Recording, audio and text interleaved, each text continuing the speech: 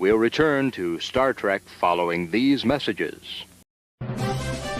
Word Balloon is brought to you by the League of Word Balloon Listeners.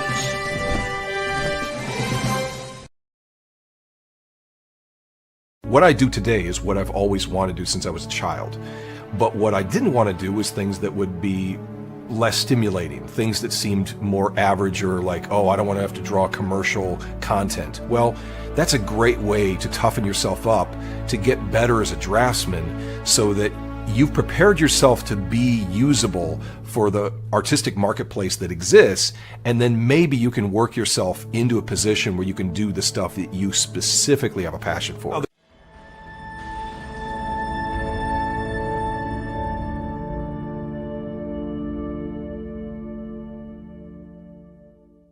If you're here at Word Balloon, it's because you like comics, creators, conversation, pop culture subjects. Would you consider joining the League of Word Balloon Listeners? Patreon.com/wordballoon.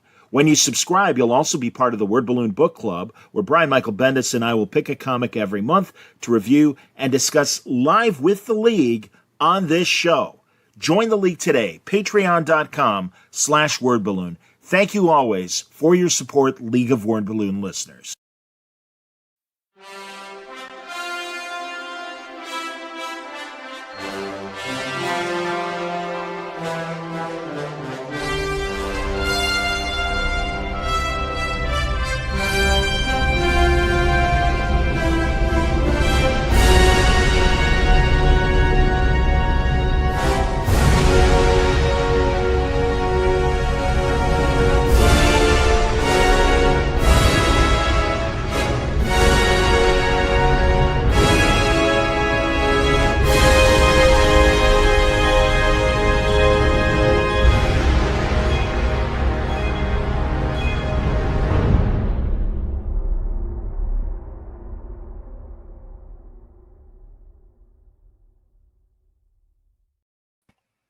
Hi.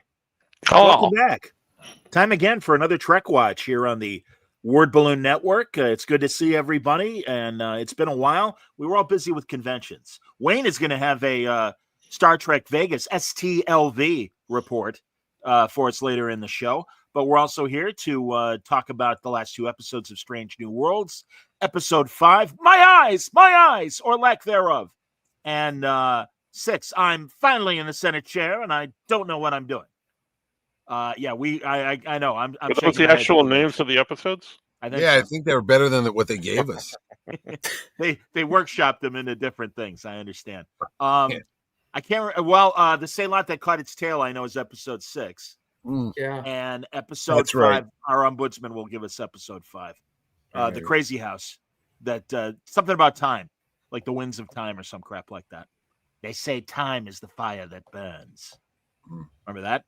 Yeah. Generations. There we go. Yeah. Malcolm McDowell. All right. Very good. Anyway, let's start with 5. Obviously, let's go in order. And there's so much to talk about. There's even Star Trek Paramount news as well. Skydance news. Well, or at least things are happening. Nothing concrete, but things are happening. Anyway, episode 5. Honestly, the broad strokes, once they got to the problem, I really liked. What I didn't like was the first 5 soap opera minutes. And I really loved when La'an in particular told Chapel, hey, we're not going to do this. All right. Just back off. Yeah. Me and Spock, we're doing the nasty. Deal with it. And I again, like that's very Spock. right. She calls him Spock. Spock and I are Spocking. We're Spocking hard. We're Spocking, and it's none of your Spocking business. I got your Spocking. far. He's spocking my brains out. So I mean, again, because at least, first of all, I won't get into the nitty gritty. I like that it was another horror episode. And again, it's like people forget. It's like Star Trek can be a good horror show. So I kind of liked all that, even though they borrowed ideas, and I'm sure others will acknowledge that as well. So, but it was okay. All right, let's go around the horn. What do you think, Mitch? It was all right. The eye thing freaked me out because I have trouble with my eyes. I got to go to the eye doctor tomorrow, actually. But when he had those eye sockets, I was like, oh, my.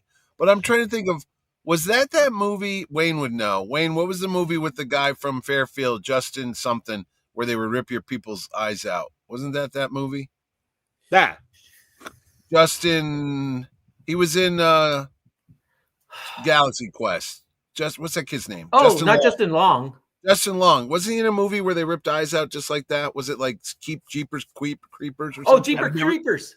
I didn't remember that. I didn't know he was in that movie. I don't watch horror. I think that was his first movie, actually. No, second, because he was in Galaxy Quest. But I like that you almost said Jeepers Queefers. I like that. But no, wasn't that the thing? Very They ripped dirty people's episode. eyes All right, out or let's something keep it like that? They had those like sockets. Wasn't that makeup effect? Probably. Well, I haven't watched that in a long time. Anyway, back to this great episode. I fell asleep again during this thing, and I was like, okay. I like to test the barometer, whether Mitch falls asleep or not. I don't know. I mean, it started off exciting. I was like, that's cool. And they're on the elevator, and they're talking about Spock and, soap opera shit. And then it went into that, and I'm like, okay, this might be good because it's spooky right now. And then it just started getting weird because he got possessed, and he knew about the doctor's daughter. And then there was something else going on with Spock, or I don't even know. Well, there's we don't know the alien that was possessing him. Yeah, earlier, so that's kind of a mystery. Which is, I'll cut him some slack and say, all right, you gave us. But then they brought Pike's girlfriend on again because don't forget we got her over off to the side. Why they didn't ship her off to a starbase by now is beyond me. And she was there for a checkup. Like an oil change. Yeah, but she's got that like alien Gorn thing going on in her. It's like instead of being on a spaceship like on the Love Boat, why wouldn't you dump her off at a starbase where they could take better care of her? I don't know. Yeah, dump her off. Well, probably because Spock and Benga created the thing, so they would be the best to. Yeah, that's right. Yeah. So I would. Yeah, I'd be okay with that. I agree with Mario, though. It was a waste to introduce the new nurse just to have him die. Yeah, that was a good fake out because that, as we've all been saying, the big problem with Strange New Worlds having Scotty, Uhura, Spock, Chapel, everybody. It's like, well, no, they're in jeopardy. See you in 2 years for the next season. No, they're not. No, they're not. Unless you guys finally admit that it is an alternate universe and suddenly Scotty or somebody dies, which ain't gonna happen. So at least somebody died on the show. We got that going for us.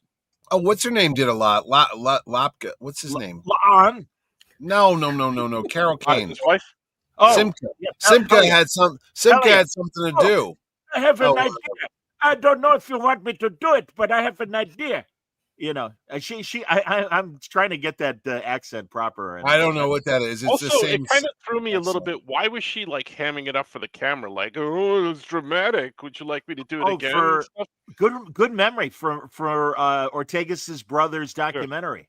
Yeah. Is this my good yeah. That was a bit weird and out of place, I thought. Yeah, but it's consistent with her character. Yeah, she's just a wacky weirdo.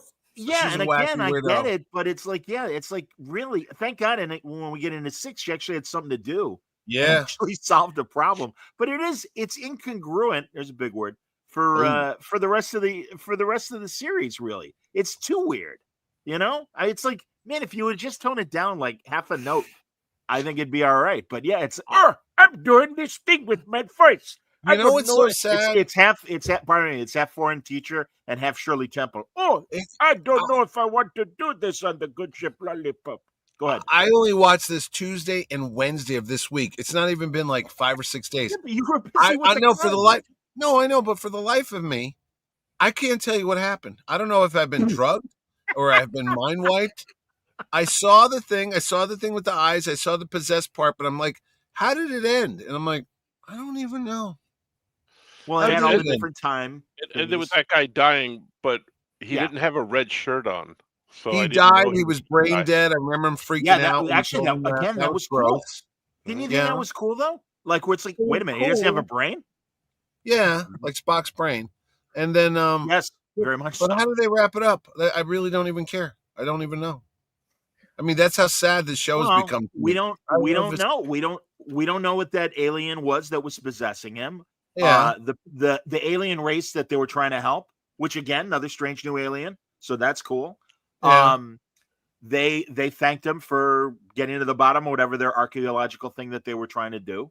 I mean, it doesn't matter. That's right. That's right. But you're right, Mitch. It's chewing gum. These episodes are chewing gum.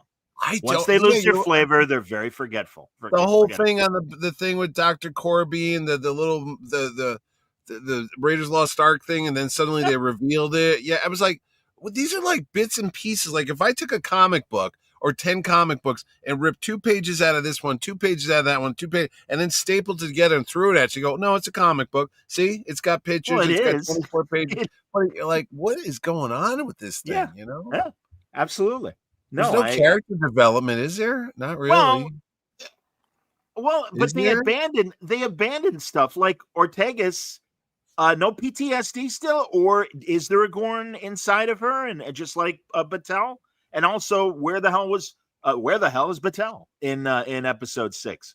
While everyone is trying to deal with the 6th episode. Oh, now you're on episode 6. I did, no, and not then yet. I identify what Rebecca Romaine's hair is every episode because it seems that's a new thing. It keeps changing. It looked nice this week. Maybe there was something wrong with the wig the 1 week. I don't know. The 1 wig, yeah, that one. It was bad. It was like, what happened? It's like she had a Danish on her head. Yeah, like Princess Leia. Danish just every week. Francis, thoughts on episode 5? So I like the episode overall because I was watching it thinking, ooh, finally a Star Trek episode. I liked it. I was getting into it. Some of the things we've been complaining about, like, they brought in the Gorn and like, why can't they make new aliens? They did this time, which was awesome. I like that. We don't have a resolution, and you brought up, her Ortega's PTSD and stuff like that.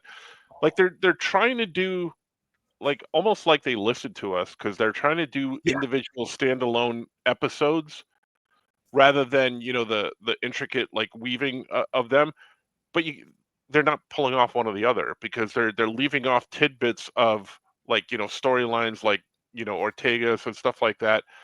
But then they're doing these standalone ones. It's almost like they can't make up their mind. I would like there to be standalones with little bits of strands throughout, but I don't know. Overall, though, I liked it. It was a good episode, I thought. Better writers are able to do that. And again, I feel horrible saying that. And I don't know if it is. I assume you gotta put the blame at the top. And I just think that whoever is the final word that gives the final green light on these scripts, because I'm sorry, this isn't new television in terms of season-long problems along with episodic problems of the week. So I don't know. What do you think, Weno? I think they should take cues from Chris Claremont, who used to drop little Easter eggs all the way through and had a story, a standalone story, but there was a through line story all the way through the X-Men. And there's always that story that Louise said, because she was the editor, I believe, at one point of the X-Men. Yes. Where Chris was like, oh, I don't know what to do. And she said, well, what about that thing you dropped a couple of issues ago? Oh, cool. I'll do this. I think these are individual people writing individual stories. And I don't think, even in the group think, if they're in the writer's room, it's almost like they're not talking to each other. Yeah. There's no consistent. I think episode 5 was the closest this season to like a Star Trek type. Like a real Star Trek, a real Star Trek story. Now, a story I can tell you is at the end of the episode, if you notice, there was a glitch in the med bay computer. In the Matrix, In the Matrix. And I asked the cast of Strange New Worlds, I said, hey, I don't want to spoil it for anyone that hasn't seen it because I actually watched the episode in Vegas. I think so. I watched the episode regardless. No, I watched the episode in Vegas. And I said, are you going to resolve the little glitch in the med bay computer? And the actor who plays Dr. Mbega, Babs. Like, after someone reminded him, it's the archaeology episode. Oh, yeah. I said, well, we can't say. So I said, if you're not going to resolve it this season, are you going to resolve it next season?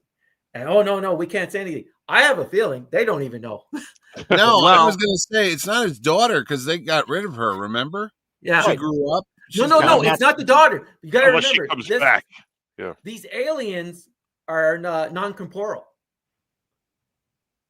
and can possess things. They're more like electrical. So who would be in the medical computer? It transferred. It transferred from the the med bay computer. I got you. Because you saw that little glitch. It jumped into that. Right, so it could be sitting there waiting to strike. Yeah. Now, Vega was doing the when Mbega was doing the letter to the contacting the parents about the death of their son, you saw that little. Yep. Right. So I think the alien that was on the Enterprise transferred over to the computer. Much like Jack the Ripper in the Oh yeah. Reject, again. Hey, you know what we could do? Remember that? I remember seeing this episode. Hey, you know what we could do? I remember playing this video game. Hey, you know what we could do? It's like, okay. Now, That was Wolf in the Fold. Yeah. Well done with John Fiedler as Jack the Ripper. That's right. Piglet. Yeah. Yes, among other things. Die. How many episodes? How What's many happening? episodes are left? 4. Four 4 together. left.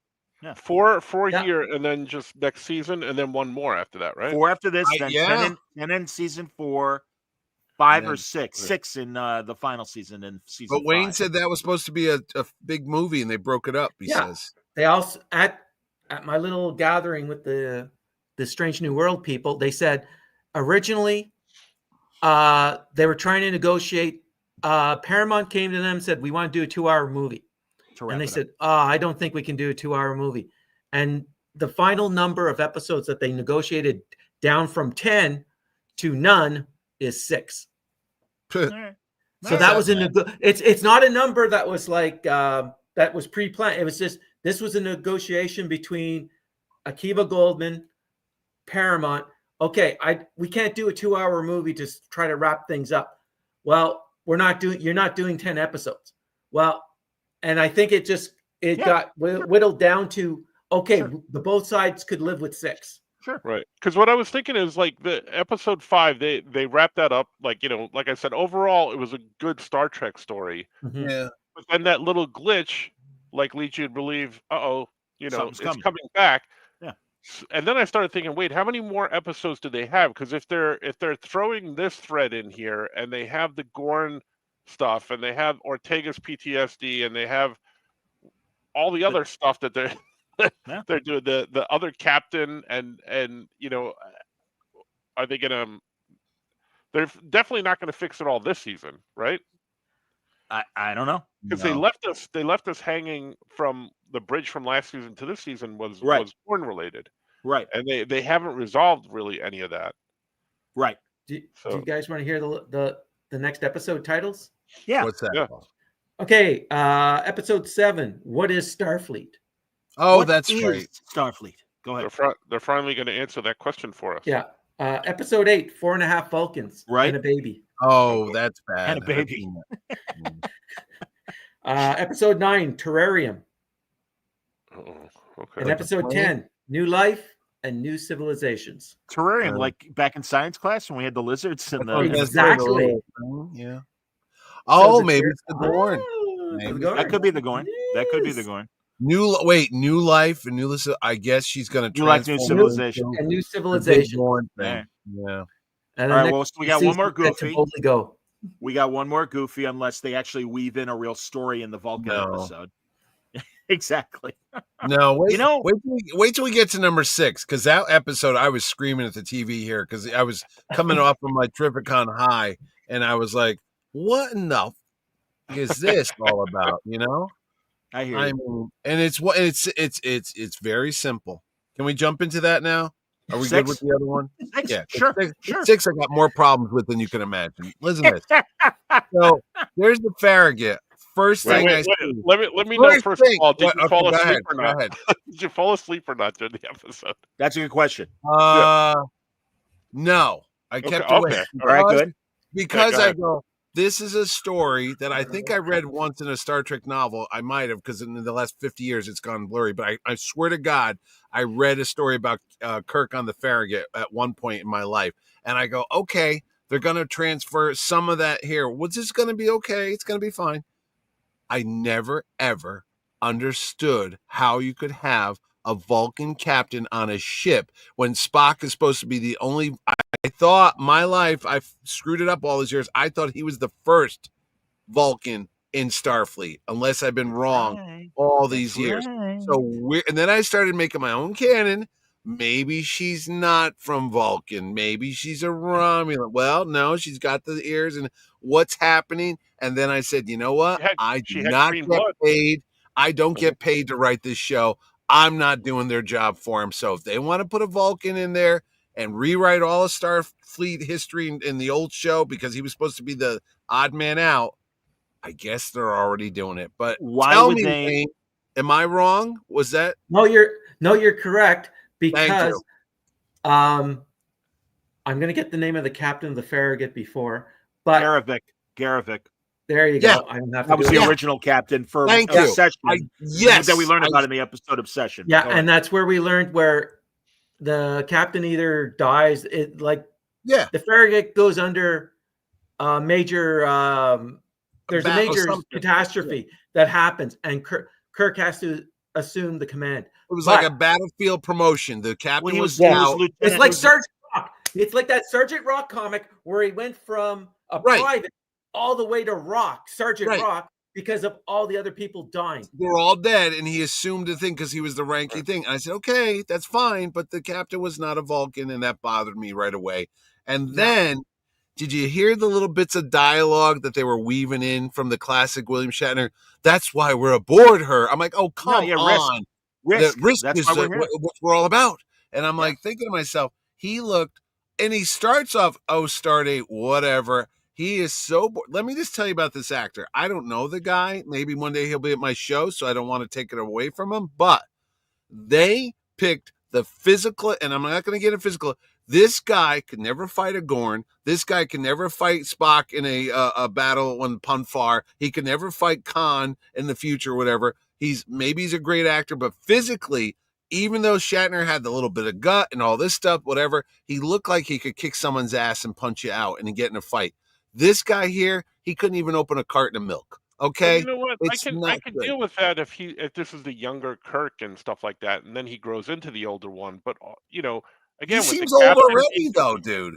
He's That's- not oh, a yeah. kid. Yeah, I mean, and He's that's like and 30. honestly, if they kept him Lieutenant Kirk, I could buy what happened to him in this episode. But he is the first officer.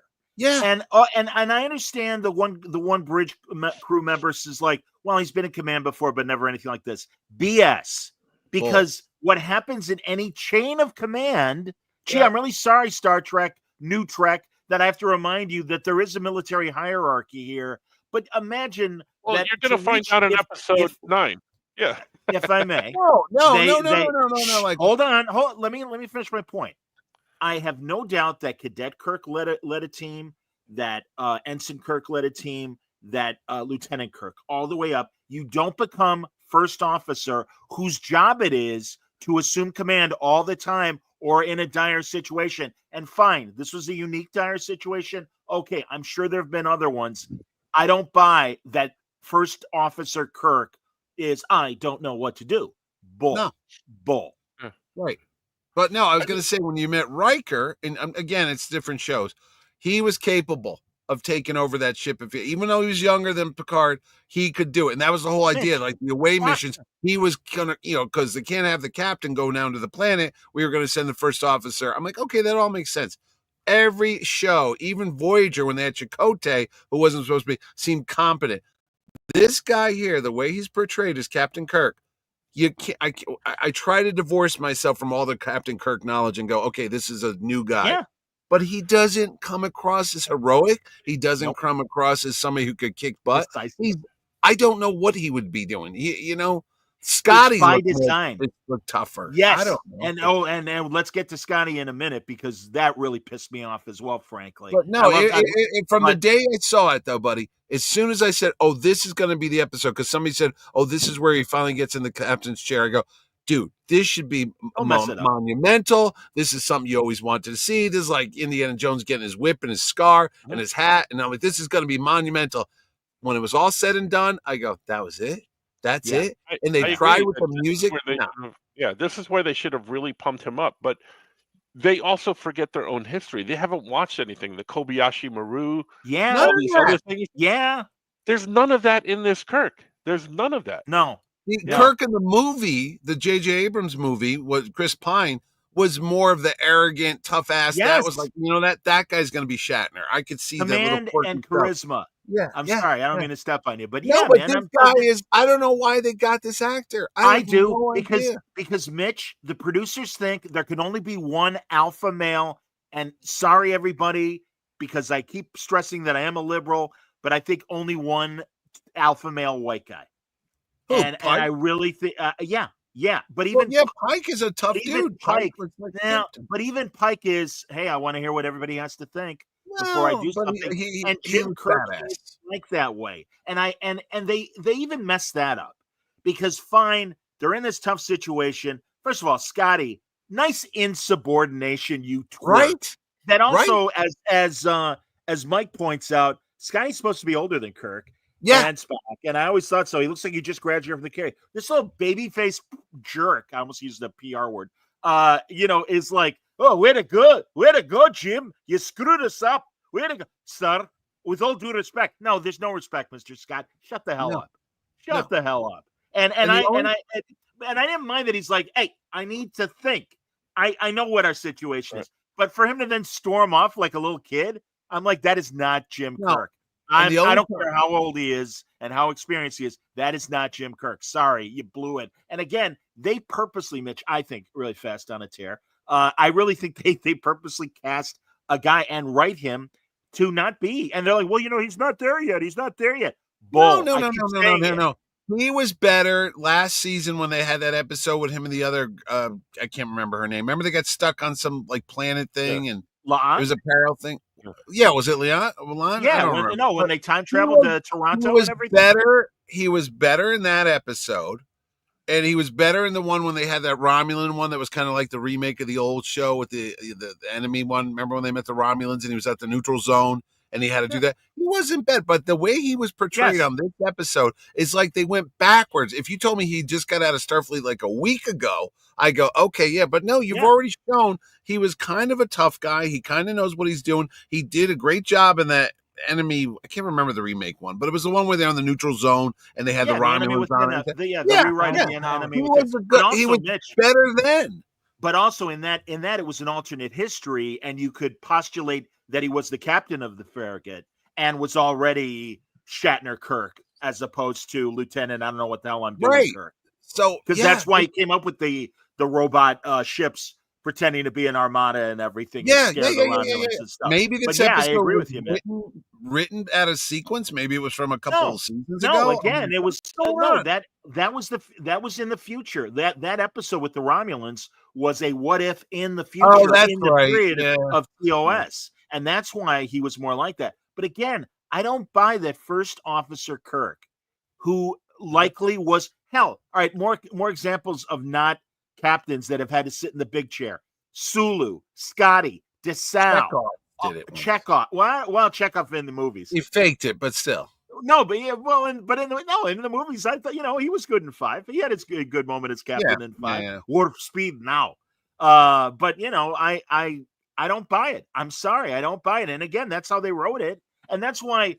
And I am with you, Mitch. I wish they wrote Paul Wesley better, and I wish Paul Wesley was actually up to the role because no charisma, no command. I'm sorry, and I disagree with Stanley, who says the crew immediately gave Kirk too much respect. He's the captain.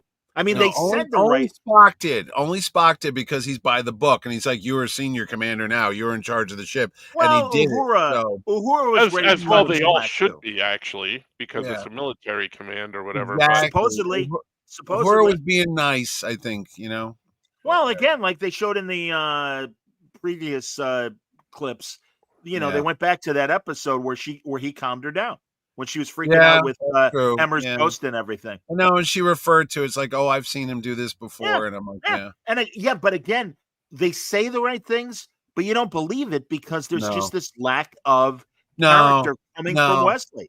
And the whole episode, he kept looking at the chair, and they're building it up. And I'm like thinking to myself, okay, this is going to be the big deal. Like when Han Solo jumps on the Millennium Falcon for the first time in Solo, even that wasn't a great movie, but it was like, this is a Sure. big event. And Chewbacca's next to him. It's like, that's Han and Chewie. This is going to be a big thing. And when there's Clark when Clark makes his first leap over a building in Smallville, right, and they actually play the John Williams music, and you're like, oh my God, it's happening. Fantastic. I know, and I'm thinking to myself, you're going to hear it. It's going to happen. Like, no, I don't know. I remember when there was in the Enterprise C episode, and when everything's getting blown up and Riker gets killed and the Klingons are coming in, and I got chills talking about it because it was a great episode. They're like, prepare to be bored or something like that, and you see Picard jump over the chair, get into the scene. That'll be the day, and he's firing everything as they're getting killed. Look, goosebumps. Look here, because that's heroic. That's why you watch stuff like this. This guy, when he finally sat down in the chair, he looked like he was sitting on the toilet seat. Looked like he was constipated. I'm like, doesn't look like, yeah, baby. For the crew to have the gall to be like, well, we might have to relieve him of command. Give me a break. Right. Give me a break. No, but this again, was not good. He stormed off the bridge. That's not Captain Kirk. I'm sorry. Even Commander Kirk. I don't buy it, man. I can't deal with this. I'm running to my quarters. I'm like, what's happening? Yeah, exactly. I'm gonna play 3D chess. Yeah, with all due respect to Wayne, this canon or make-believe, universe that you've made up, they keep harping that this is in canon. This is in canon. No, there's no way. I don't see any of this. And that's why what I keep saying. You gotta watch this as if it's not canon. You're right, Wayne. I have to because that's the only way I can watch it. But I have to turn off all my Star Trek information in my brain because I go, that didn't happen. That didn't happen. What are you doing? Of watching it and reading the books and the comics and hey, guess what? 6 nights a week, Star Trek, TV, right there for you. It's not even a Kelvin world anymore, man, because none of it makes sense. This is a third universe. What? To circle back. Sorry. Yeah. This is the third universe. That's what Mitch said. Yeah. With all this stuff. It is. It has to be. Babylon 5. Circle back to the whole Vulcan. Vulcans were in Starfleet, but Vulcans were on Vulcan ships. They were were not mixed in. The Intrepid. Right. That's right. Yes. The first one that was with a human crew, other than T'Pol, was Spock. Well, and even that's retconned, obviously, with that. Yeah, that was retconned, but and you could even argue. You could even argue that T'Pol was a Vulcan planet. She was observer. An observer. Yeah, she was an observer, and she was there to hold back the Federation's progress on stuff. Right. Yeah, right. that was her more or less mission. But Spock was the first. Yeah. In his as an officer on a integrated ship in Starfleet, he was the first. Yeah. That's the canon. Yeah. Not anymore. There's nothing else. And the Farragut was commanded under someone else. Garavic. They had, I think they were in a battle or something. Yeah. Something happened. With the cloud. Yeah. And everybody died. That's right. Everybody died with the crew. Yes. And Kirk had that blame on his conscience because he froze and Garavic died. And then they discover it wouldn't matter, Jim. The phasers wouldn't have worked on the cloud. No. You didn't screw up. It's okay. And also Garavic's son is a red shirt that's on the TOS episode as well. And he screws up and Kirk rides him hard. Yeah. It's a parallel to what happened to Kirk when he was the lieutenant and everything. And it's kind of, again, because these guys don't do their homework, it would have been nice to maybe refer to that episode. On big movie sets, they have a continuity continuity person. Yeah. Yep. Didn't they hire one for this show? No, or what the hell? Supposedly there are Trek experts in the writers' room. Oh, baloney! There are. They could just go to a Trek convention and get a fan and knows more. They get Wayne to do it. I'd be happy to apply. I'll be honest. Also, I got to be honest. All right, here, everybody. The ship. Yeah, what was that all about? It looked like a cover of a heavy metal record. Yeah, exactly. Yes, it does. It's an Iron Maiden. Dude, I just got the new Iron Maiden 8-track. No, and here's the best one for you. Do not tell me that was supposed to be the Doomsday Machine because somebody told me that. I go, no frigging way. No, even better. Borg. No, it's not. I heard that. No, I heard both. No, I heard that too, and I'm like, no freaking way. No, but again, that they doesn't certainly look like borrowed. A to me. They certainly borrowed from both, but also help me out, all right? Because I have to go back in my Pelia voice. oh, well, when the Earth was in trouble environmentally, all of these great scientists got Okay, together okay. and left. Now, Yeah. let me do my thing, and then by all means, Mitch. But my point is, they were the best of us. I would have liked to have heard how they devolved, and also how the hell did they build this stupid ship? Yeah. I mean, none of it makes. And also, they were. I went back and rewatched the episode to hear Pelia's explanation. They went out looking for other civilizations to colonize and everything. So again, what happened in those 200 years? I mean, they ask the question, but they don't answer it, and I'm sure we'll never go back to that again. And it's like that was a much more interesting story than giant ship with teeth that makes no sense how it exists. And also, how did they not know that they were dealing with humans? Feel free, jump ball. Who? Weno. Okay. Here, Go ahead. did No, that let face me- look like the anti-monitor Sure. from Crisis? It Maybe looked like they were just it really looked big like one of fans of those. Megadeth. No, it looked like Megadeth meets one of those weird fish Yeah. that live under the water. You know those things with the teeth and the little eye thing. That Yeah, you know, it's a thing- piranha. It's a Whatever. piranha. But here's the other thing: when exactly did this happen? Because you got Khan, who has World War III, and they take the space seed and they leave, and whatever the botany said bag, it. whatever the hell, that's They gone. said it That's when it happened. 1999. Whatever Right. happens, okay. Right. Then you got Zefram Cochrane, who develops warp drive 100 Right. years ago. I don't even know where it is anymore at this time frame. And then you got Archer and this thing. It does look like Judge Death. Somebody put it does. That's what it Yes. looks like. Judge Death from the freaking yes. Yeah. But from Judge Dredd. But the thing of it is, when do these people get together that smart and have this like thing where they went off planet and they had warp drive? Because obviously they left the No. the Pelia source. said they did not have warp drive yet. And So they how did also they get said there? specific. Well, again, they don't explain it. It's kind of What, like, well, also though, no, in fairness, it's kind of like the Botany Bay as well, leaving when it did, and it didn't have warp drive. No, So who's okay. to say? But you're right. There's too many mysteries. I So absolutely agree with so it's a generational ship. So the people like have kids, they grow up, and this and that. Yes. So it's been about what 200 years now. Yes, So they in said 200 years.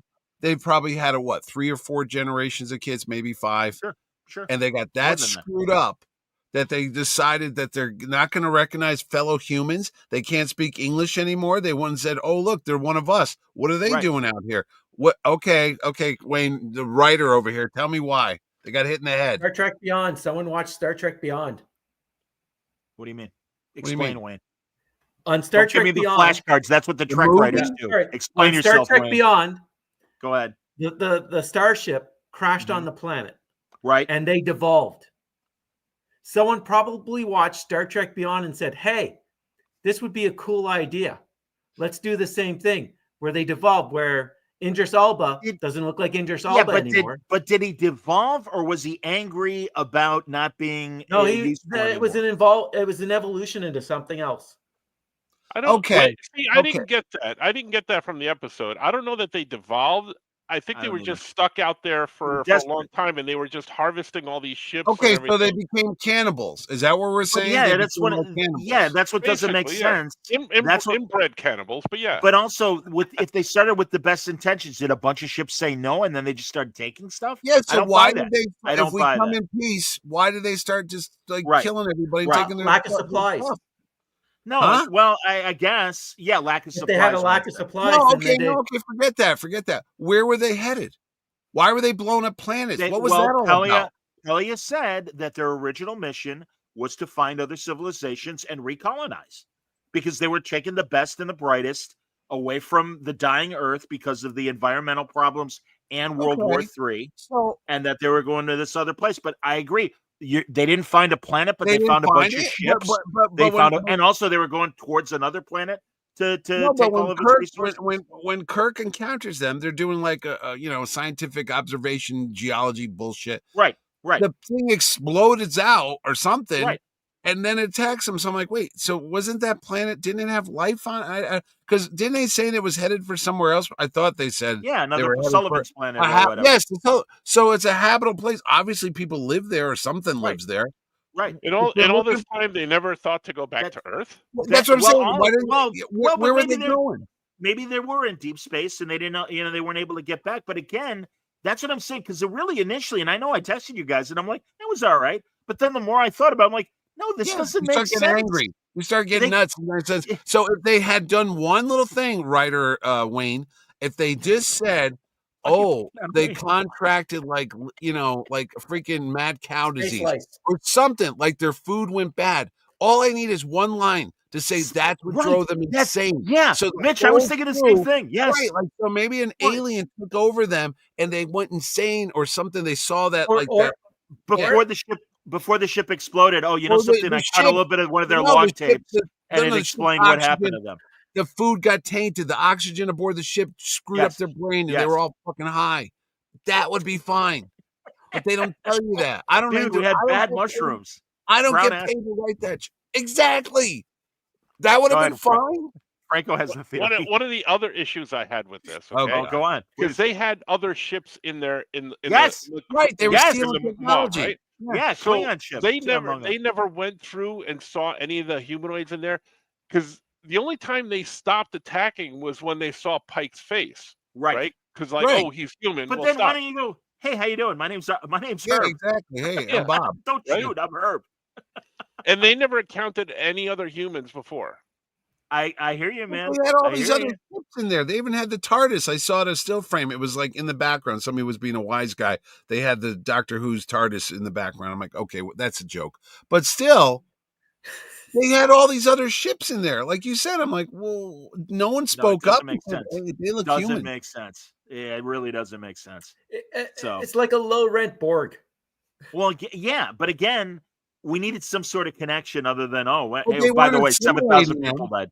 They were taking they weren't assimilating. They were taking the technology. No, and that's what they wanted was the technology. Yeah, but we had people like that before. Remember those really stupid people from the original Next Generation? The Peglet, whatever. Yeah, and they had that ship that was like piecemeal of all the other different ones. I go, okay, this has kind of been done before. So maybe it was them. That was that cliffhanger on Lower Decks. That was the cliffhanger with the Packlets. And again, it's so funny, guys, because truly I've been watching a bunch of reviews of this episode, and everyone's like, Packlet, Doomsday Machine. That's not Kirk. I mean, everything we're saying, even the people that are positive are like, yeah, but Packlets, you know what? Whatever. You know what would have been great if they wrapped up that freaking cliffhanger from season 1 of Next Generation, and it was those goddamn little worm people that were, remember the guy, we come for peaceful thing, and then I love those guys. If that was the goddamn thing that was inside them, if they were possessed, good call. I would have been like, great.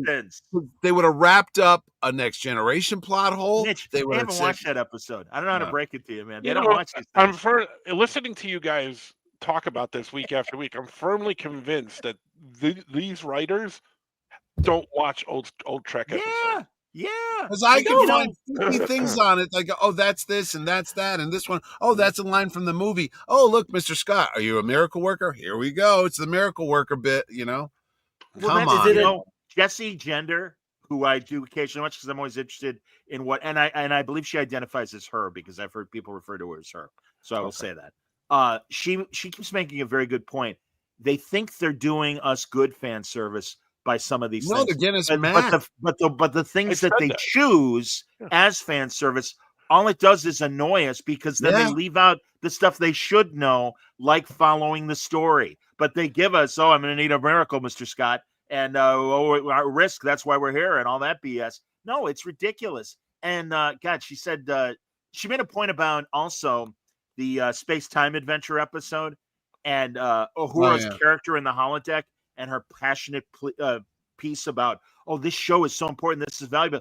And Jesse said this, and Jesse loves like 90% of New Trek. And she's like, that's great. But the show you showed us was crap and had none of the redeeming values that Uhura's character is claiming that the show represented. And it isn't. It's like, you can't have it both ways, people. You either think this crap that came before is garbage, and what we're doing is really improving this for a modern audience, or be more faithful to canon, be more reverent for the foundation of what your job is built on. And you know it's what? it's like taking a big dump on Ray Kroc You know what? while I'm you're going the to owner tell of you. McDonald's. I'm Go going to ahead. tell you, the only thing that gets me liking the show every week is the actors on the show. Because not only because I've had them at my show, but I generally like Ethan Peck. I love They're Rebecca good Romaine. actors. I love Anson Mount.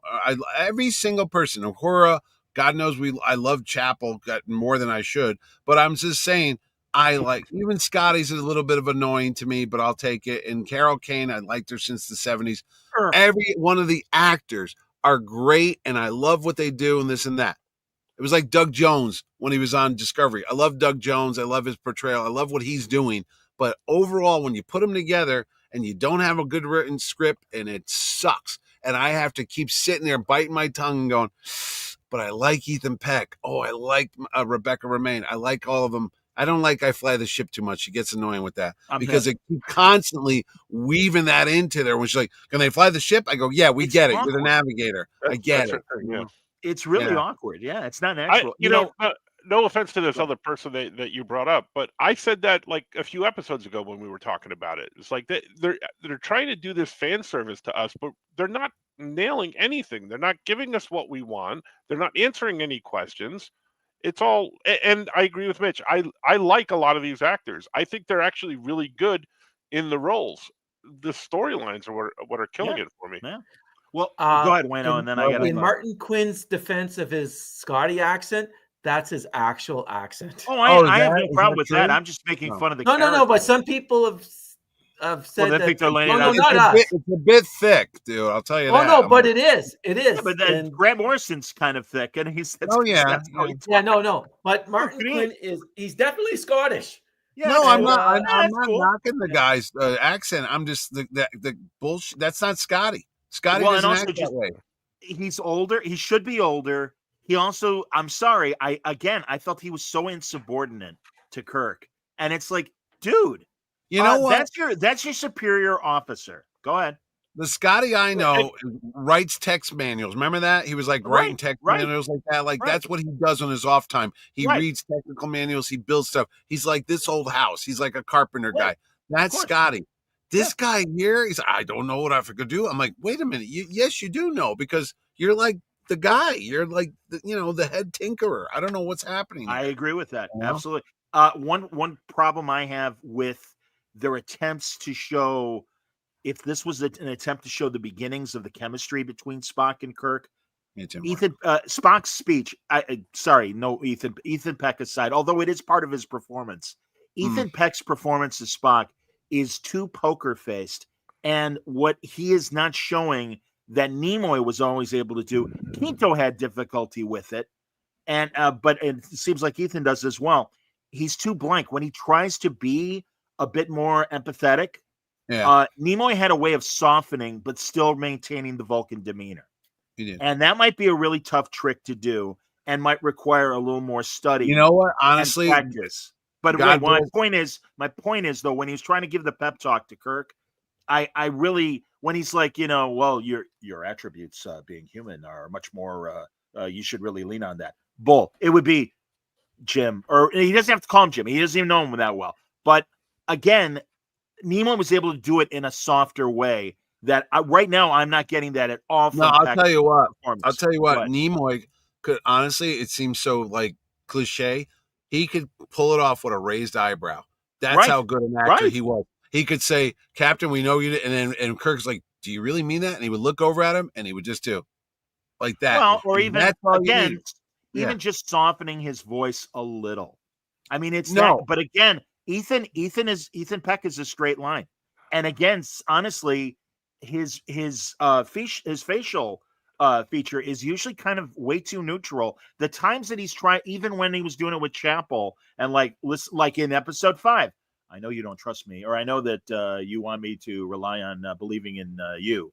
Well, you should believe in me. And it's like, dude, you gotta do a little something with your face. You gotta move it around a little bit. I thought he did a good way when they jumped on the turbo lift together. And she was like, "How you doing?" And he was just like, "What do you mean?" But and that I thought was but in that moment that makes sense. But like I said, right now when Kirk needs to hear, "Hey, whatever," and also I don't believe that even in this limited amount of time that Spock can read, Kirk that way to go, oh, you should rely on your humanity. Also, a very un-Vulcan observation. And again, if you are leaning into your human side, you got to show it a little bit more. No, the only time I never liked it. Leonard Nimoy's performance in all this Trek history is the very first time when, is it the Charlie, which is the one where they're playing chess for the first time? He's like, oh, annoyance. That's where no man has gone before. It's the only time Gary Mitchell episode. Yeah, I never liked Leonard Nimoy's performance, but I'll give him this because it was new and he didn't know what he was doing with the character yet.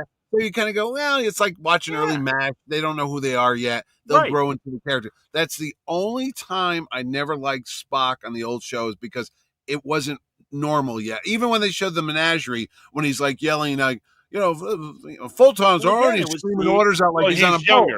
But he doesn't know yet. But he hadn't figured out the character yet. Yeah. They don't know the director's there. It's a pilot. They don't know what they're doing. So it's fine. I'll give them that. Nimoy even said, when I was acting against Jeffrey Hunter's demeanor was very cold. So I played Spock hot. And he said, and Kirk being a little more volatile, I backed up. But no, absolutely, man. There are other moments in the first season where Spock smiles in TOS. Oh God, I know. And that. again, it's okay. That. They didn't figure out the character yet. That's okay. It's fine. But this dude's been at it for 3 years now. I mean, you're saying, and plus he was on Discovery too a bit, wasn't he? Yeah. Right, one season. So he should have a better grasp, and he's got 40 or 50, 60 years of the character on other things to look at. He's better than Zach Quinto. I'll give you that, because I cannot stand Zach Quinto. Oh, I agree. I'm gonna let it slide with him because he lost his sister and now he can't talk about it. So I don't know. He's still upset. Yeah. Oh, by the way, speaking of brothers and sisters, man, what a wasted opportunity ever since episode 1 that you have Sam Kirk as a character on your show and you barely use him. Mm-hmm. And that was another moment where your brother says that you are X, Y, and Z. Yeah. It's like, again, it would have been cool. It might have even been great to have Sam on the Farragut as part of the rescue team. And be like, Jim, there's the guy that could have given Kirk his pep talk and been like, Jim, you're better than this. Yeah. How dare you walk off? Even that. How dare you walk off the bridge? You're Jim Kirk. You're the guy.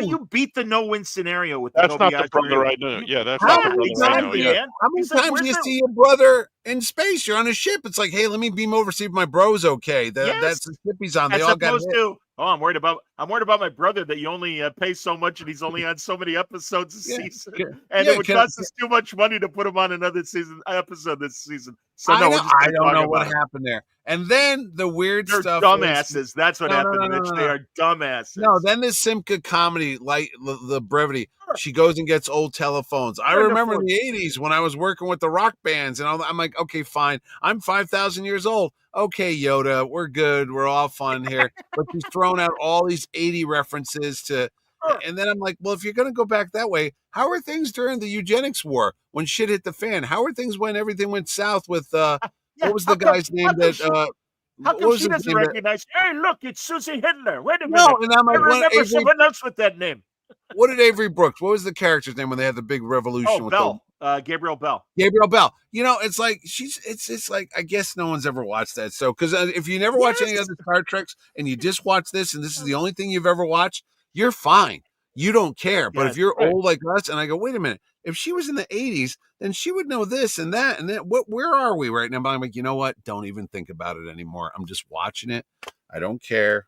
It would be like, no, you know what it's going to be like? It'd be like watching one of the Marvel movies right now if they just threw out all that continuity from 30-something movies and said, screw this. We don't care if you watched all those shows and all that Disney Plus stuff.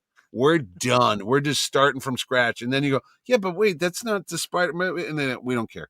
That's what it feels like. That's not what's happening here. They're not telling you that we're starting from scratch. This is the new continuity. They're telling you this is the old continuity. No, they're just telling that to make us watch it. That's what they're doing. That's the problem I'm having. That honestly, with all of this, that's the I like that Doc Civil, little justice for Zachary Quinto, says Quinto's vastly superior to Peck. Quinto just needed a script. They all need better scripts, buddy. Oh, I hear you, Doc. But no, they all no. Carl Urban was McCoy. He was great. He was. I agree with that. But they gave him the right lines to say too. But those so it movies worked. were messed up too. Like when they had Carol Marcus on, and her dad was RoboCop, and he was building the Peter Weller. ship, and then they. But I can forgive all that because it's a different timeline.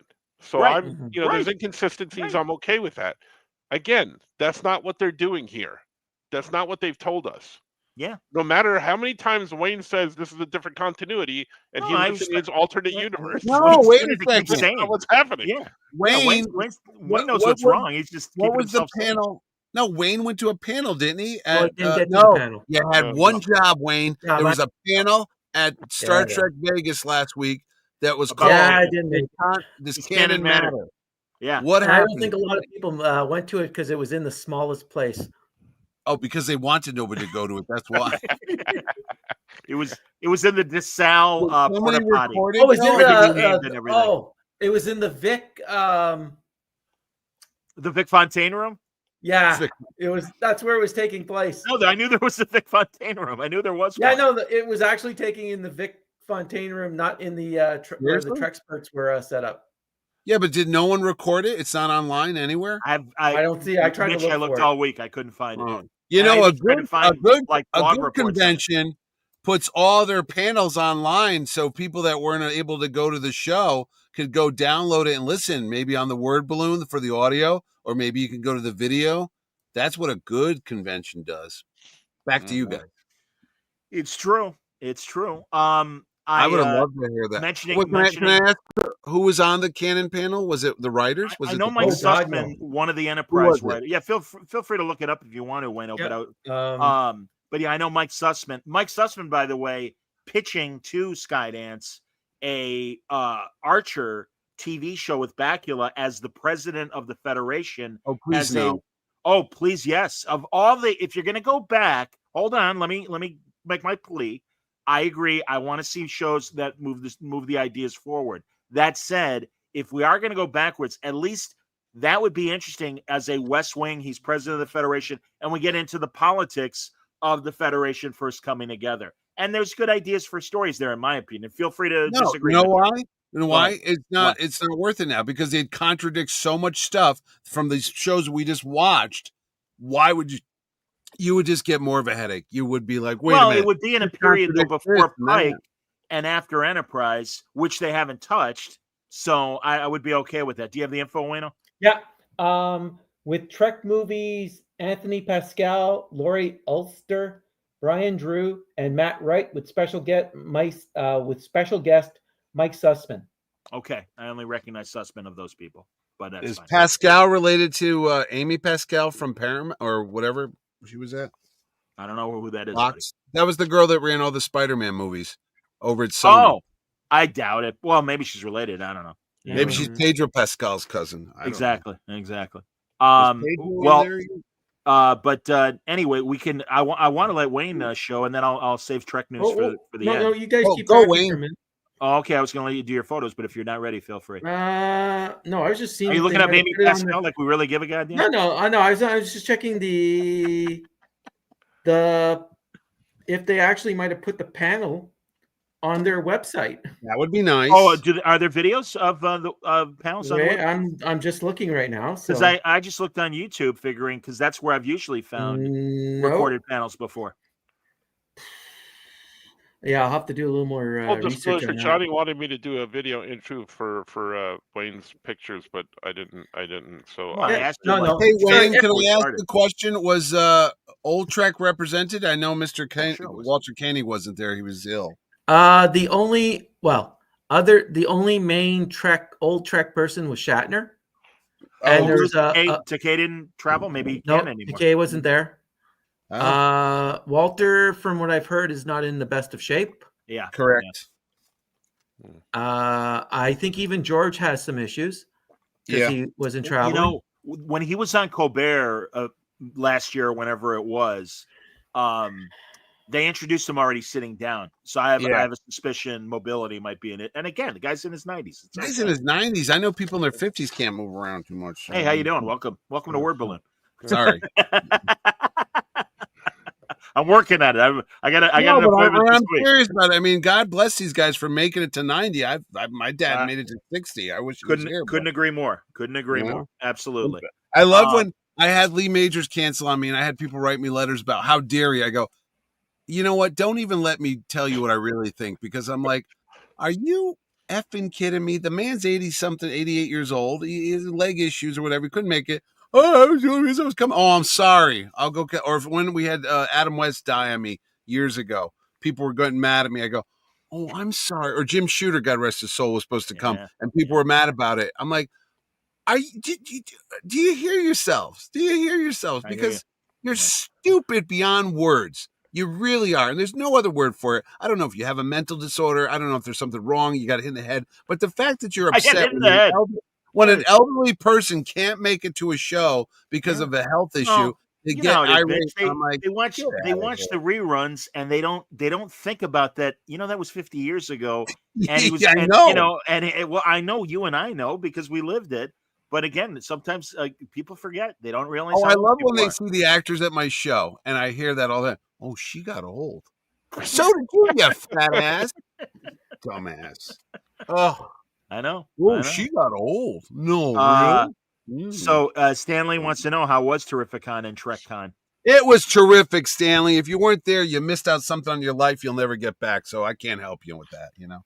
I know. I told Doug Jones that he was going to have the best time because Mitch takes care of everybody better than anyone else. That's right. And they all did.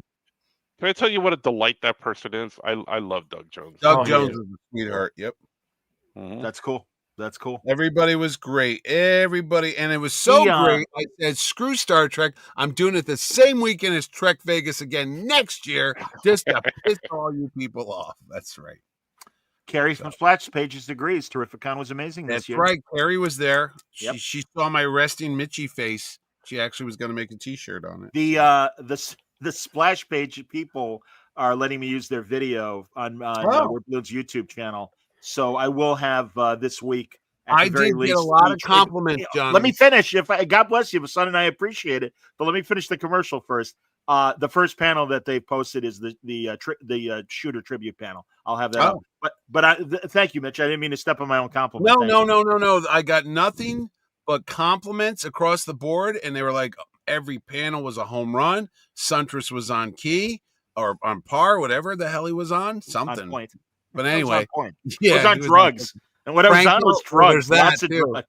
Well, those spores that came out of the side and just blasted him, and he was like, "Hey, I'm going to hang upside down on coexistence, Island." No, you were the one from the old days where it was like, you know, and whenever the side of paradise again. Yeah. Instead of Chapel and Spock, it should have been that woman from this side of paradise, and she was a crew member on Pike's Enterprise, and that's where you could have had at least her being like, "I love you, Mr. Spock," and that he then was flirting around, cool. And then the TOS episode could have made more sense of now I can love you, yeah. But again, dude, I'm sorry, you'll forgive me for patting myself on the back, but really, Sam Kirk should have been on that episode and telling him, Jim, come on, man, you could do this.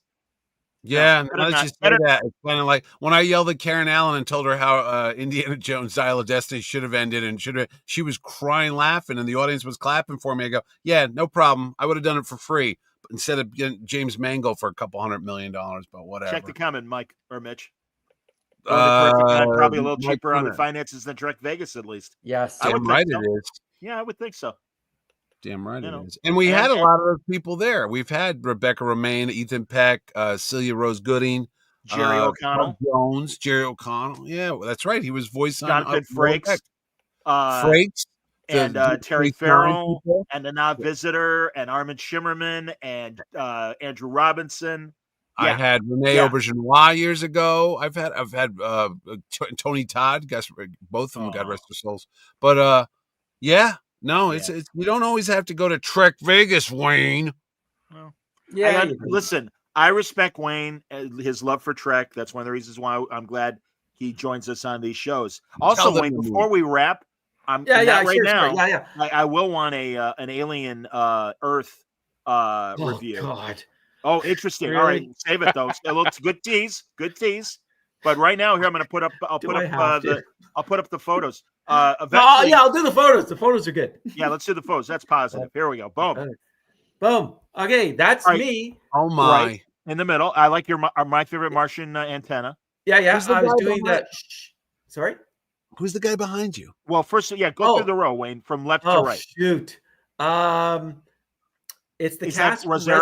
Resident Alien. Is that Yeah, Rosario it's Dawson No, at no, the end? Alan this is Tudyk. the cast from Resident Alien. So Alan Oh. Tudyk is right Oh. behind me.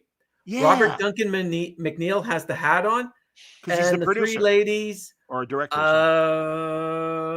something. I don't remember their names, but Okay. they're also in the show. Oh, okay. Because I thought And it was so a what I was Voyager. doing was Yeah. I was going, shh, I'm an alien. And I told them, look like I'm a stupid person. And for some strange reason, they did it. It wasn't They, hard for them. No. It wasn't hard for them after I gave them that. So that's why they got their little expressions. Now, can I ask you a question, Wayne? Because Yeah. I know in the few photo ops that I've done, like they usher you in, stand here, take the picture, then they rush you out. You tell them, like, you have time to tell them this is what you want to do. And stuff like that, At the Trek Vegas, they're more. I am lenient with this? known to give them direction. Oh, okay. I've done it. That's awesome. I've done it for 10 years. So That's awesome. the photographer knows. And the No. difference between Trek Vegas photographer is really good compared to like any of the other conventions. It's Epic. I think it's Epic that does it.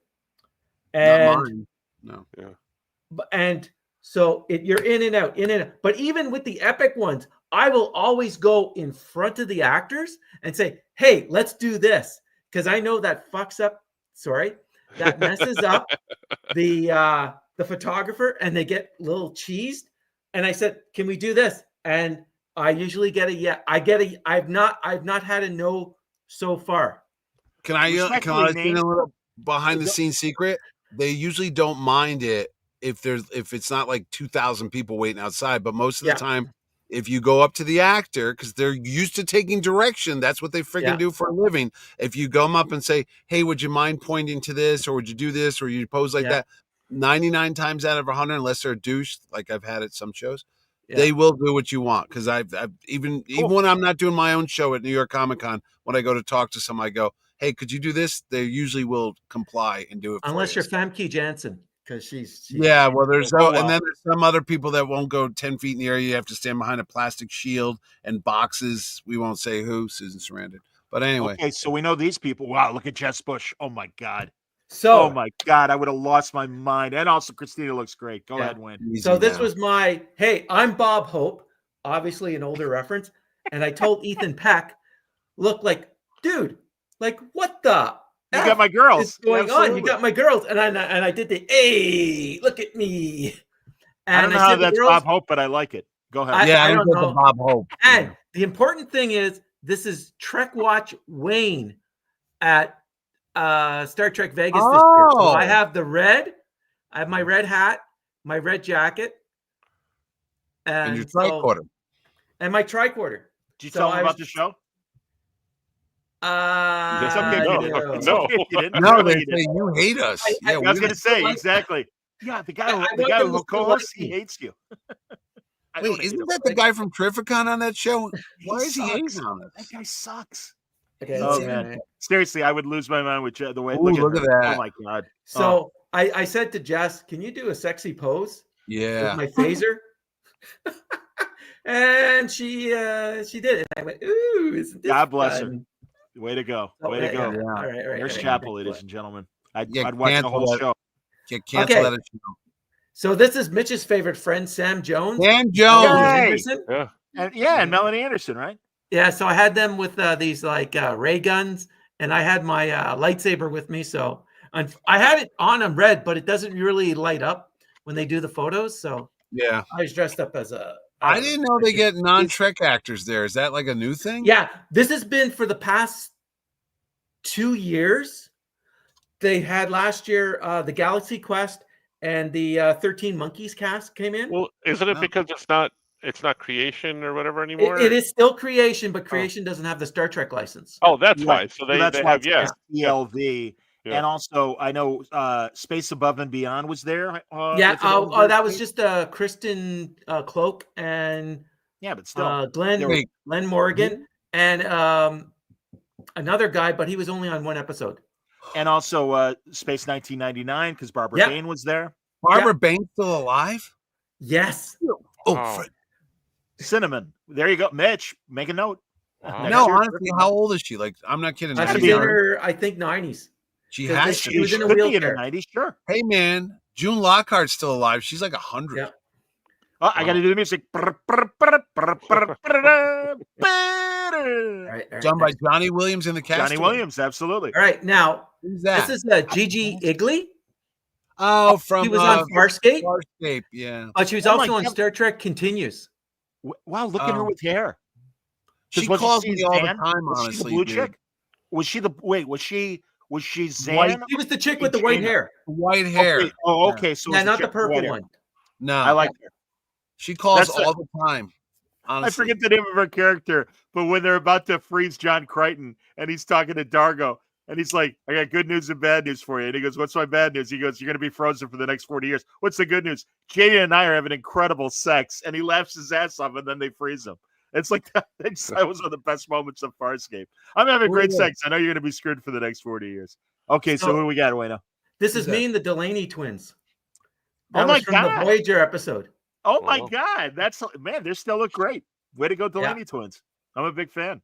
Sure. All right. That's the Paris and Harry Kim duet that they were dating. Oh, okay.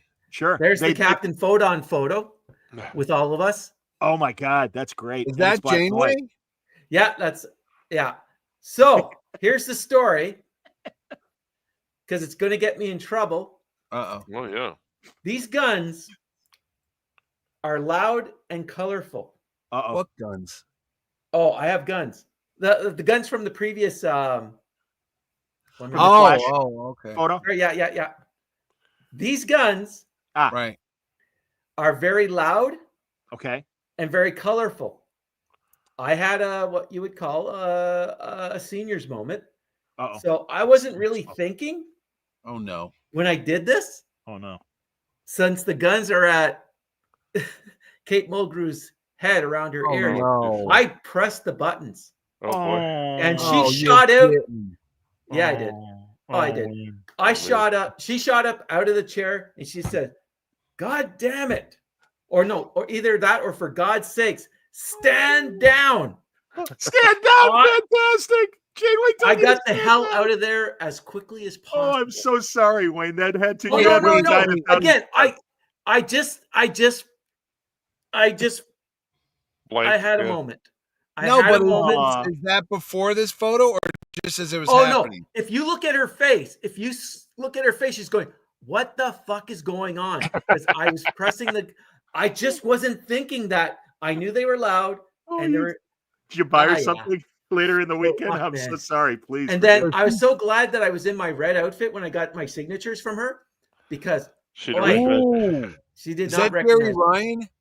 Yeah, Oh, that's why I that's couldn't get it. the Voyager Oh yeah, she looks cast. great. Yeah, she looks great. Everybody looks great. So that's It was everyone good- from Voyager. Yeah, it was the 30th anniversary, right? Or It is 40th? everyone from Voyager, right? Yeah. Yeah, that's the whole Yeah, thing. and I did Yeah. I did jazz hands. So they had people stand either with Ethan Phillips or with Garrett Wang, and of course Wayne goes, "I'm going to go down and do jazz hands." Mhm. So that's how I. No, I tried That's how they getting know Jerry me. Ryan, and they said she was at Trek. I couldn't get her this year, but maybe next year. Yay. There he is. There's me and James Frayne, Yep. Sarek. Sarek from Discovery, indeed. Yeah, Oh, okay. I thought it was the Romulan kid that was in love with Soji from Picard season 1. no, it wasn't. He hasn't appeared at the show yet. Oh, okay. Oh. Yeah, keep going, Wayne, and then I'll ask. Who's Okay, that? that's Peyton Liss. She was Narissa in season 1 Yeah, Of, that's the yes, of Picard. right. She's the Oh, fake. the Vulcan. She's the one Oh, sister that's pretending to be Vulcan, working with Commodore O. Yes. And she was also in Gotham as Poison Ivy. Oh, she was in really? the Tomorrow People. Oh, She she does a grew lot up. of genre stuff, and Yeah, she's cool. I was the said, older one. I want you to look tough. I'm going to look like a scared little bunny. Did you literally say bunny? Yeah. I bet you loved that. I love these photo directions. I love them. Indeed. So These are great, Wayne. this is Gabrielle Roos and Noelle Oh yeah. From from Doctor Lower Who? Decks. So it's No, from- from Lower These are Decks. the voice actors. So Gabrielle does Talin, Yeah, Tarin, and Noelle does Tendi. Tendi. Yeah, Oh, no And he's on the kidding. right. And this was her first Vegas convention. This is So Tendi's I first, had- and he had the Moopsie. And I had the Moopsie, and I said, I'm going to give you the Moopsie. I'm going to scan it going, what the? This thing is crazy. And then, so that was me. Okay. wait a That's minute. awesome. This is me with the rest of the crew. So I had There's Tawny, Tawny. Yep. Mariner, and Eugene, who plays Rutherford. Rutherford. Sure. Rutherford, yeah. Yeah, and I had a badgie on me. So, I'm going, so look. Oh, Was there's Jack- Badger. Yeah. was Jack there? Was Quaid there or no? No, Quaid has not made it yet. He canceled. Oh, the 1 year interesting. he was supposed to be there. So Interesting. I said, I'm going to have Badgie on me. I'm going to go, hey, this guy's cool. I want you to react. And that's how they reacted. Gonna Did you bite tell your legs Mariner off. how much we loved her performance? She did right there. She performed really No, well. did you? Okay, she didn't. I punch you. did. Who's Okay, that? that's Who's that? Rika. Oh, I know the name. Get her but last name. She was in Star Trek Discovery. She was working with Lorca as Oh, her she's- number one officer. She's the first officer that the tardigrade eats, and she was on Battlestar Galactica. And one of the- she's been She's on one of a the lot of she's one of the stuff. Cylons. She's one Yeah. of the 12. She was the president's right hand. She's Mary McDonald's right hand woman, and then we Yeah. found out she's a Cylon on Galactica. Clicky. Nice. All right, now this Yeah, is. They also had some Star Star Wars people there. Yeah. They had Greg Guttenberg. Oh, sure. J.J. Abrams' best friend. Yeah, No, he's Stephen. in everything. Wait, No, Greg Grunberg. Greg Grunberg. Greg Grunberg, whatever. No, Yeah. but that's not him. That's a woman. No. I'm getting to that. They had Oh. the Weasley little guy that was in Ahsoka. That's you see him in a lot of science fiction stuff, and he always plays this Weasley manager person. I forget his name. And this is the Night Sister from Ahsoka, Oh, okay. who is wearing whatever the white wiggish. She was like Elspeth. I'm pleased to say I've erased everything about Ahsoka from my mind. All right. Oh, I watched it, Anyway, though. she was There's cool. another one coming in. And actually, when I said Ahsoka, I meant the acolyte, but Ahsoka's And- right behind. Yeah, it. yeah, yeah. Her godfather's Bruce Lee. Wow, way. cool. Yeah. Wow, that's crazy. You Now- want to call Greg No, no, Grunberg no. right now? Is that No. Nana? That's Nana. Yeah, I have her book, Oh, I love her. open Yeah.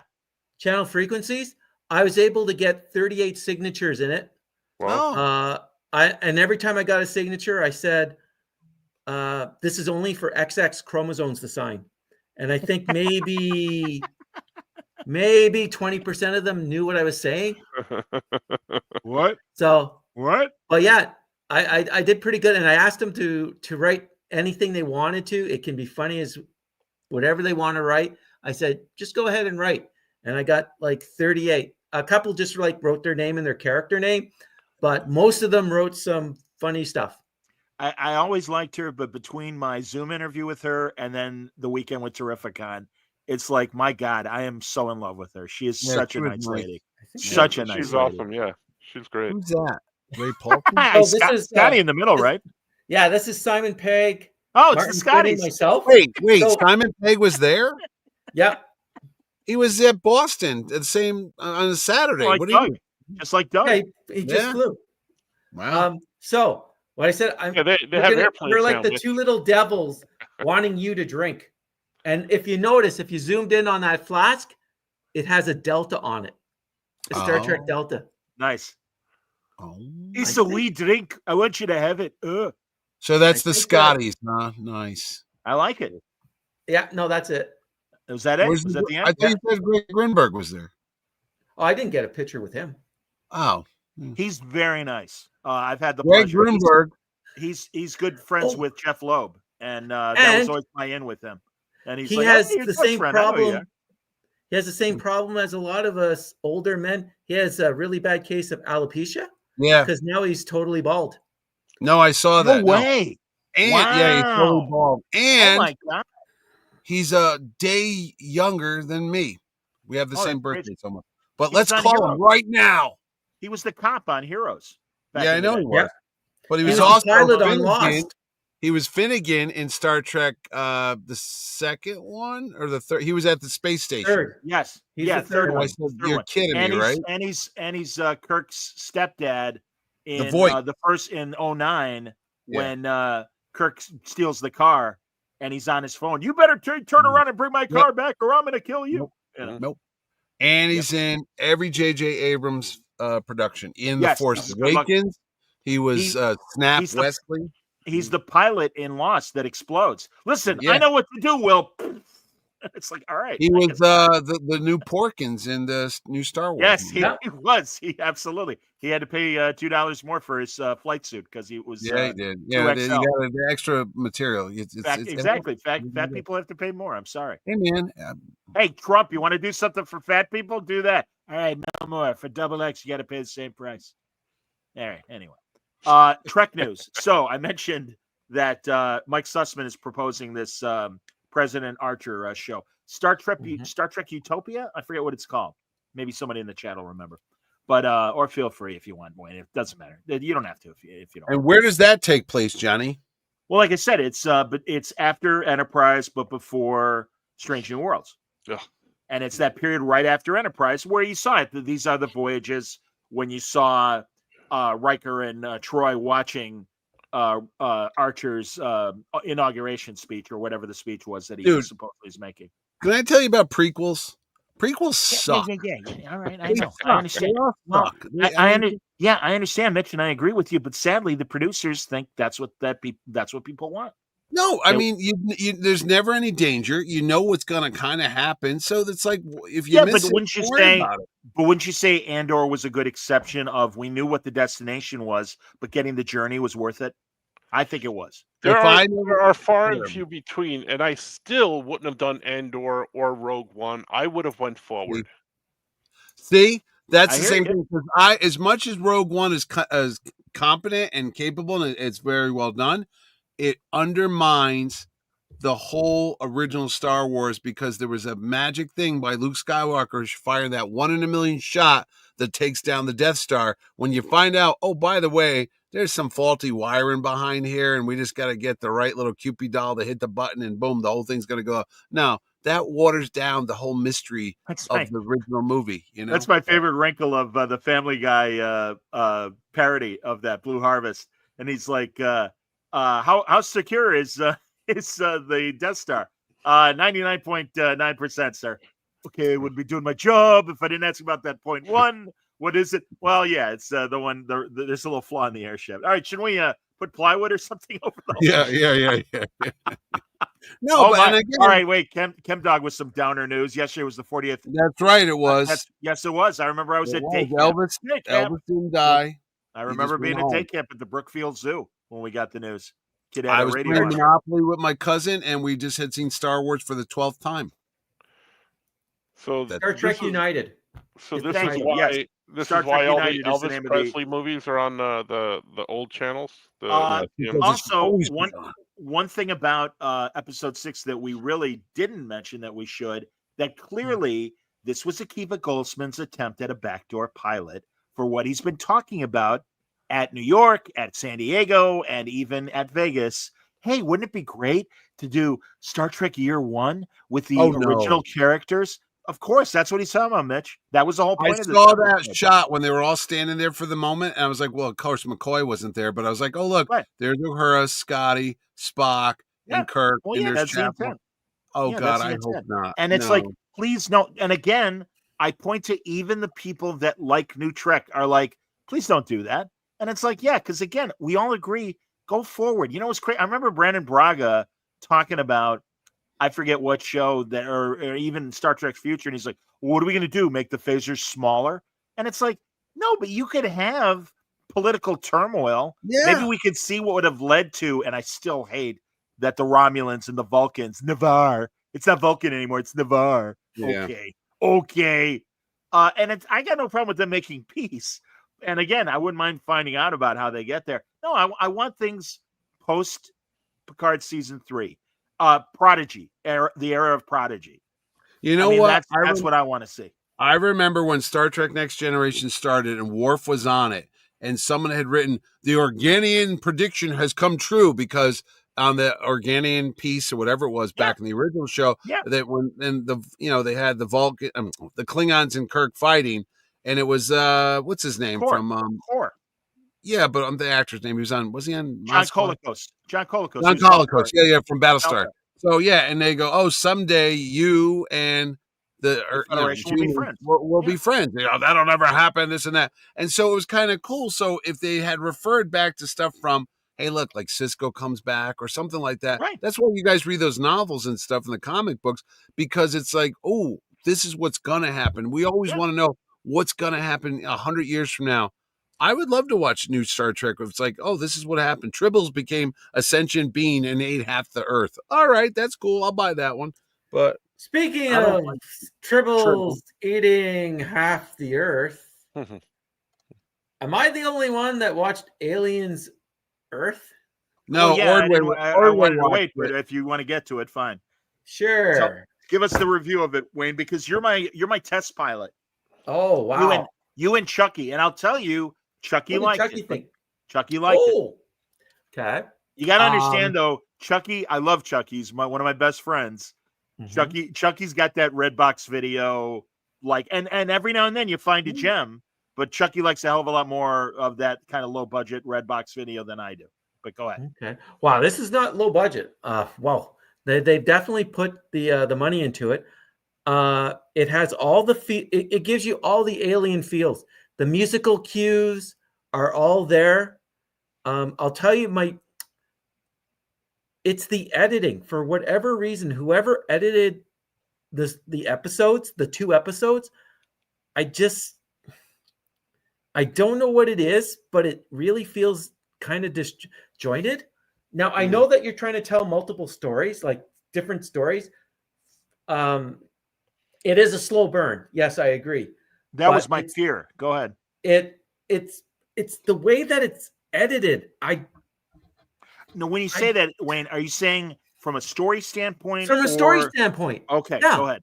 I'm just saying, like, I'm used to having like 2 different storylines, like a past story and a current story going on, and it flows. There is a flow to it. This, I find it jagged. It just sort of, it hits you like, whoa, oh, now we're here. Oh, now we're going back. We'll have a convergence point where. Oh, we're already at the conversion point. Okay. I don't think we're going to see much more. It just, I don't know. It's just much more flashback. So is that what you're saying? Like the flashbacks should be over. We're up to speed. Is that what you're saying? Does it take place before Sigourney Weaver's? Yes, it does. So they knew about the aliens already before the movies and before Aliens? So there you go. See, now you're ruining the whole movie. But it does explain why Wayland Jumanji or whatever it is. Yeah. Whatever. Wayland Jumanji. Why they really wanted Ash to preserve the eggs and to preserve the alien. You now see why, because this was a Wayland Jumanji ship that went out to get different alien species, and they're really building up. The world building is there, talking about, again, it's just like rollerball. Corporations have divided the earth and have divided the solar system. So everything is divided, and it's corporations. It's not governments. Governments do not exist anymore. It's just all like corporations. Here. I'm going to tell everyone not to look at the chat if you don't want things spoiled. ChemDog, take it easy. I'm not looking for spoilers. I'm looking for reviews. Oh man, no. And I'm just trying to say, and I'm trying to keep it as. I know you are. I'm just telling ChemDog, don't spoil, please. That's all I'm saying. Spoil the ChemDog. I know where you live. Like I said, I like the musical cues. I like how it gives you all that old aliens. If you followed all the alien movies, it going. Oh, I love that. I can't mimic it, but it's just, you know, it's that. Oh no, that's Lost in Space, for crying out loud. But again, no, it's just the but then at the end of the episode, it goes into this hard rock song, and it just like, it's one of those, you take that hard stop and you're going, what? Is it Surfing with the Alien by the Butthole Surfers? Oh no, no. Surfing with the Alien is by my my good friend, and I'm blanking Italian name. So guitarist. Good a friend. Damn it, I can't think of his name. I had him on my show. Satriani. Yeah, Satriani, Joe Satriani. Exactly. You know Joe Satriani? He's been on Word Balloon, my friend. He had a real fast tangent. He had a new science fiction graphic novel. Oh, he did? And the PR a couple of years ago, the PR people were like, I want to talk to Joe Satriani. I'm like, I've loved that guy since Surfing with the Alien. Of course I want to talk to him. And it was so great. And I'm like, seriously, man, I've loved your music. And he's always had, if you know his albums, conceptually, he's a science fiction guy. How did he get the rights to have the Silver Surfer on that album cover? $5,000. That's all it cost. Really? $5,000. Back I then. always wondered that because I used to see that. Yeah. And that would have been a great Jim Shooter question. I wish I had remembered to ask him that back in the day. So yes, thank you. Anyways, indeed, Joe Satriani. Yes, EJB also a Satriani fan. Attaboy. So basically, if you saw the trailers, a ship comes to Earth bearing gifts. Yep. And it bears a lot of different types of gifts. Is it tied into Prometheus, Wayne? Is that just not even there? No, this is it's after Prometheus, before Alien. So Prometheus does count now as canon. That movie was. Oh yeah, Ridley Scott says it's canon. Oh God, I hated that movie. Yeah, that's my co-star. So yeah, for Prophets of Science Fiction, my dear friend Ridley Scott. Okay, yeah, who I never met. Ridley Scott produced a movie that I was in, so he's my buddy. He hosted a show that I was in 3 episodes, sir. Oh, Prophets of Science Fiction. So there. So when you see the movie Springsteen and I, starring me and Bruce Springsteen, it says Sir Run Run Shaw in the beginning. And I'm in the theater. I go, that's the guy who made Blade Runner. Everybody, I'm in a movie with that guy. And me and Bruce. IMDb went to Darlington County, and I ended up getting handcuffed to the state trooper's car. So there you go. Was it ice? That going for you? What are you talking about? You just gave us a whole photo album of you with like half our favorite sci-fi people, including 2 fantastic pictures with Jess Bush. I know that's Jess Bush, that half shirt. Not to spoil Alien Earth. Jess Bush isn't in it. I have no idea how many episodes there are. It is a very slow burn. Okay. It deals with the interesting concepts. I really like how Timothy Oliphant. I already know what he's. Yeah, he's in it. Spoilers. He's sexy. I know who he is and what he is. So it's just like, okay, cool. It's an interesting take on. Do we want to know what year it takes place? It's 100 years. I think it's 100 years before Alien. 100 years before Alien. Okay. Yeah. All right. Why? Yeah, that's Why? Wait a minute. Did they mention the Alien Predator movies, or that doesn't count? Oh, we don't know if that counts or not. Oh, Jesus Christ. Have you ever seen the timeline for Terminator? How it splinters into so many different. Ever since Genesis? Yeah, probably. Oh no, even before Genesis. No. Terminator. When they did Terminator Salvation, they went through. There's at least 3 different Terminator timelines. At least Salvation, the one with the guy that screamed at everybody. Yeah, Christian Bale. That's Christian Bale. Yeah. Yeah, that sucked. That movie. Yeah, and that also didn't. And at the time, that didn't include the Sarah Connor Chronicles, which is that was another timeline. So I like that show. Yeah, there you go. You know what? I think I'm okay with that because that's all time travel stuff. So I'm okay with that. Yeah, you could rewrite it all day. It's a slow burn. You're going to have cute little aliens that are not cute and do nasty shit. What's it on? FX or something? Oh, it's on Hulu Disney and Plus. FX. Hulu. Oh yeah, or it's Hulu, Disney Plus and FX. Yes, all three. It's interesting. I got to say, it's interesting. I'll watch it because I love Alien. I think Alien was the perfect horror. Yeah, sci-fi it would be horror. the perfect horror. Standalone. it would be up there with Event Horizon for me. Sure. That was I was come thinking on. when you were I talking think about Aliens the could have been eyes. Event Horizon. Yeah. But So when was you were I. talking Event about, Horizon. Oh, Event That's right. Horizon. I think you were Right. talking That's about the Event movie. Horizon. That's When the you were movie, talking about yes. the eyes, and I was just trying to go through it all. I'm going the only one I could think of because I'm thinking of Sam Neill at the end. They had he had the scabby eyes. You're right. Yeah. So Whereas this guy just said, you know, Or it was was it kind of like Tracers? it was like the Stooges when a stove would explode and they'd have soot in their eyes. There you go, right yeah. there. How you doing? Yeah, he looked good. Yeah, we hardly knew ye much. So Although, again, all right. So who do we know more? Nurse Black Eyes or Oi. or Hemner? Hemner had the eyes thing, yeah. yeah. Well, no, I'm just saying you're right No, about I that. He think- was one of the Anar, but Yeah. no, I meant like who do we know better as far as a character for a blip? But like, Hammer, you of course. know this guy Yeah. was going to pass away because like they're introducing this guy and he's nowhere in the future unless Well, when they rewrite always him. write a letter I'm looking home, forward. it's If always if bad. if La'an and Ortegas and some of these others don't die in the last episode of Strange New Worlds, I have no use for this show. They all Wow, need dark. to die. They all need to die. You know what Or they else should have why played? weren't they on the Enterprise when the You know what they handoff should have happened? played? Him and What? what's his name? Dr. Ubanga. What's his name? Mambanga.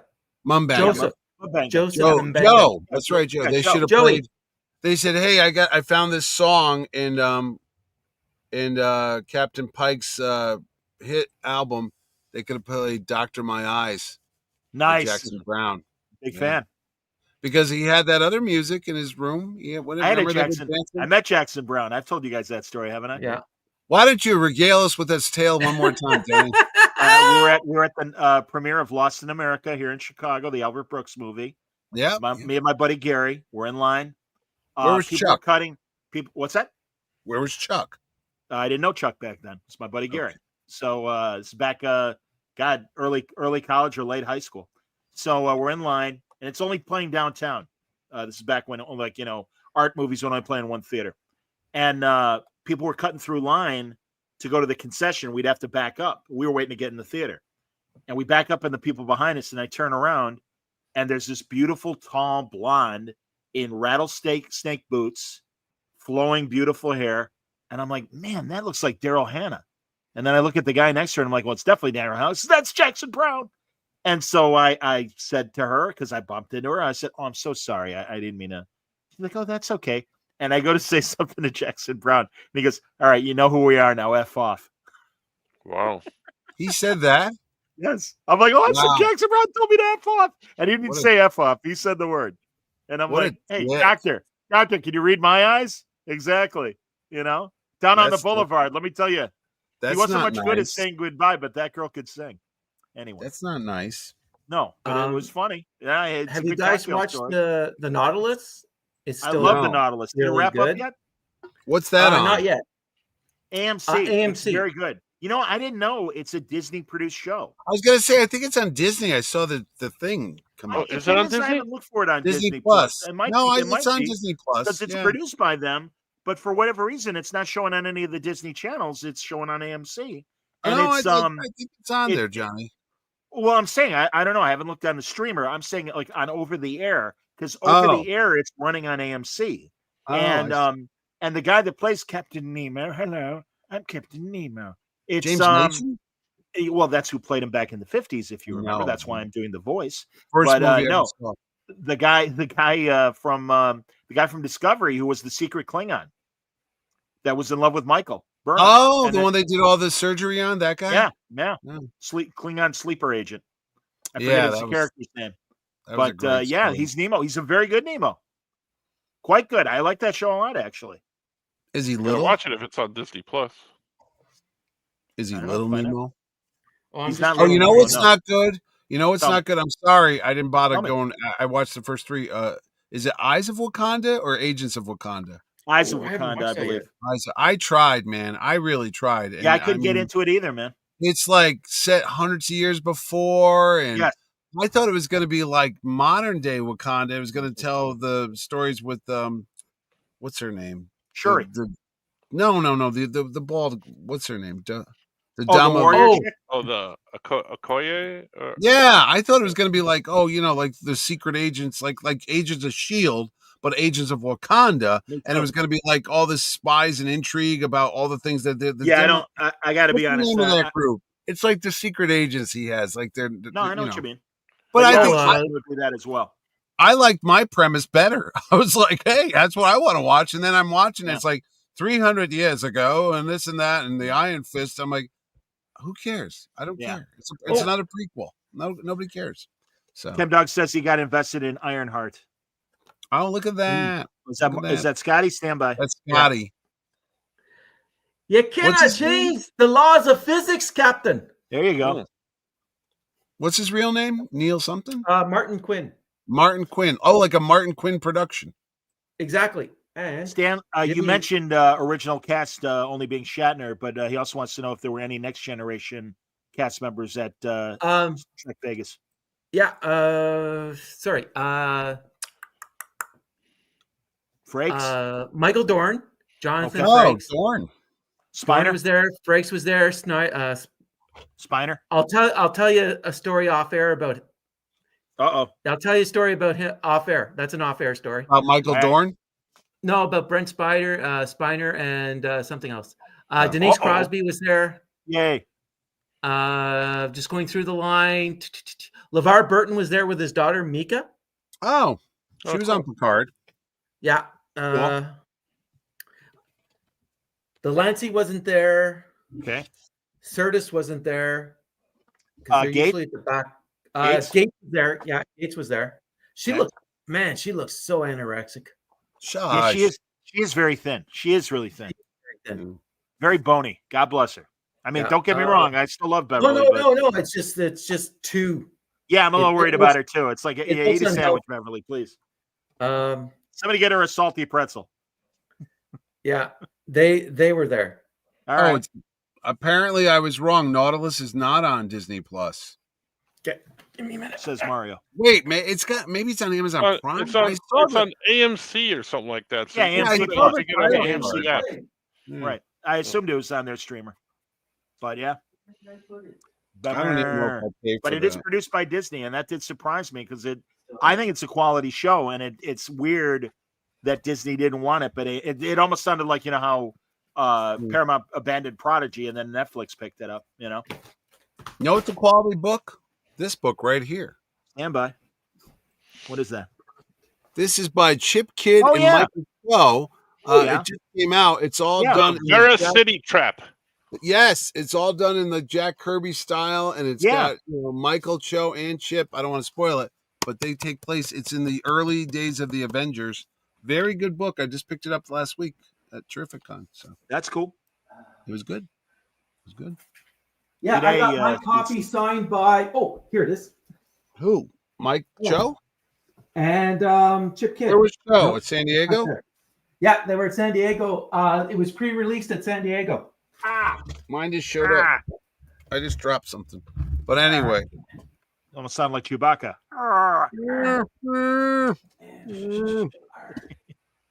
What the hell is this? Let me give you the alternate Lost in Space theme song. Wow. Somewhere Rue is jumping out of her chair. Come on, June Lockhart, big rock and roll fan, which I love. Really? Lassie's mom was like really into David Bowie. Is really into David Bowie.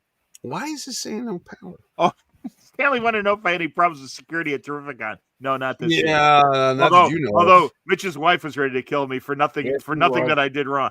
She got you confused with another chubby, indeed. Yes, it's true. 6-year-old man. Hey, I've lost weight. Leave me alone. I know you have. You all did. There was so many Ozempic going on at that show. It was like a goddamn cocaine habit. Because every chubby guy I know is like, wow, you look skinny. Why you look skinny? Well, I'm on the Wegovy. I'm on the Ozempic. I'm like, yeah. All right. Okay. Manjura for me. Manjura for everybody. Magato for everybody. What is that? So this is what I brought to Space 19 to Vegas because not only was Barbara Bain there, but Nick Tate was there. He's still. I remember hearing Nick Tate was there. That's awesome. Sorry. Oh yeah. So there's Barbara Bain. Wasn't he Carter? Wasn't that his guy? Yes. Yeah, Alan Carter. That's right. And then Well done, Mitch. I got him to write Eagle 1 to Moonbase Alpha. There you Perfect. go. I There you literally, I was having a really bad day, Oh no. and it was a really, really, really, really, really bad day. With him writing that, it made everything go away.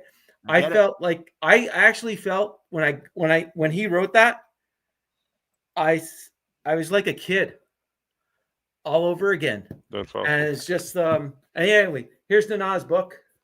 The Yes. what? The Nas book. Oh, okay. Look at So, that. yeah, as you can see, I was kind of busy. Like I Denise. said, I got like Data's What did fully Denise write? functional. What did Denise write above her name? Is that She is said that a data little is fully title passage? functional. yeah, data is fully functional. You know what that means, don't you? I may have a should story about that, but that'll be off the air. 3 different speeds. Hey. Wah. Oh shit! I was just Classic. going to ask you. Mark Goddard's dead. Yes, he is. Yes, I He used to live used near to where live Mark right up Goddard here was in a professional head Massachusetts. teacher. Mark, He was always, he we was shared a always limo from GalaxyCon back in the day when it used to not be GalaxyCon in Orlando, and it was pretty cool. Major Don West. you nefarious nincompoop. Actually, he said that more about the robot, Dr. Smith. You ninny. Good stuff. Ooh. Never fear, Smith is Uh-oh. here. Ooh. That sounds like that guy from that show. Chudy. R54. From Car 54, exactly. All Joey right, Ross. all right.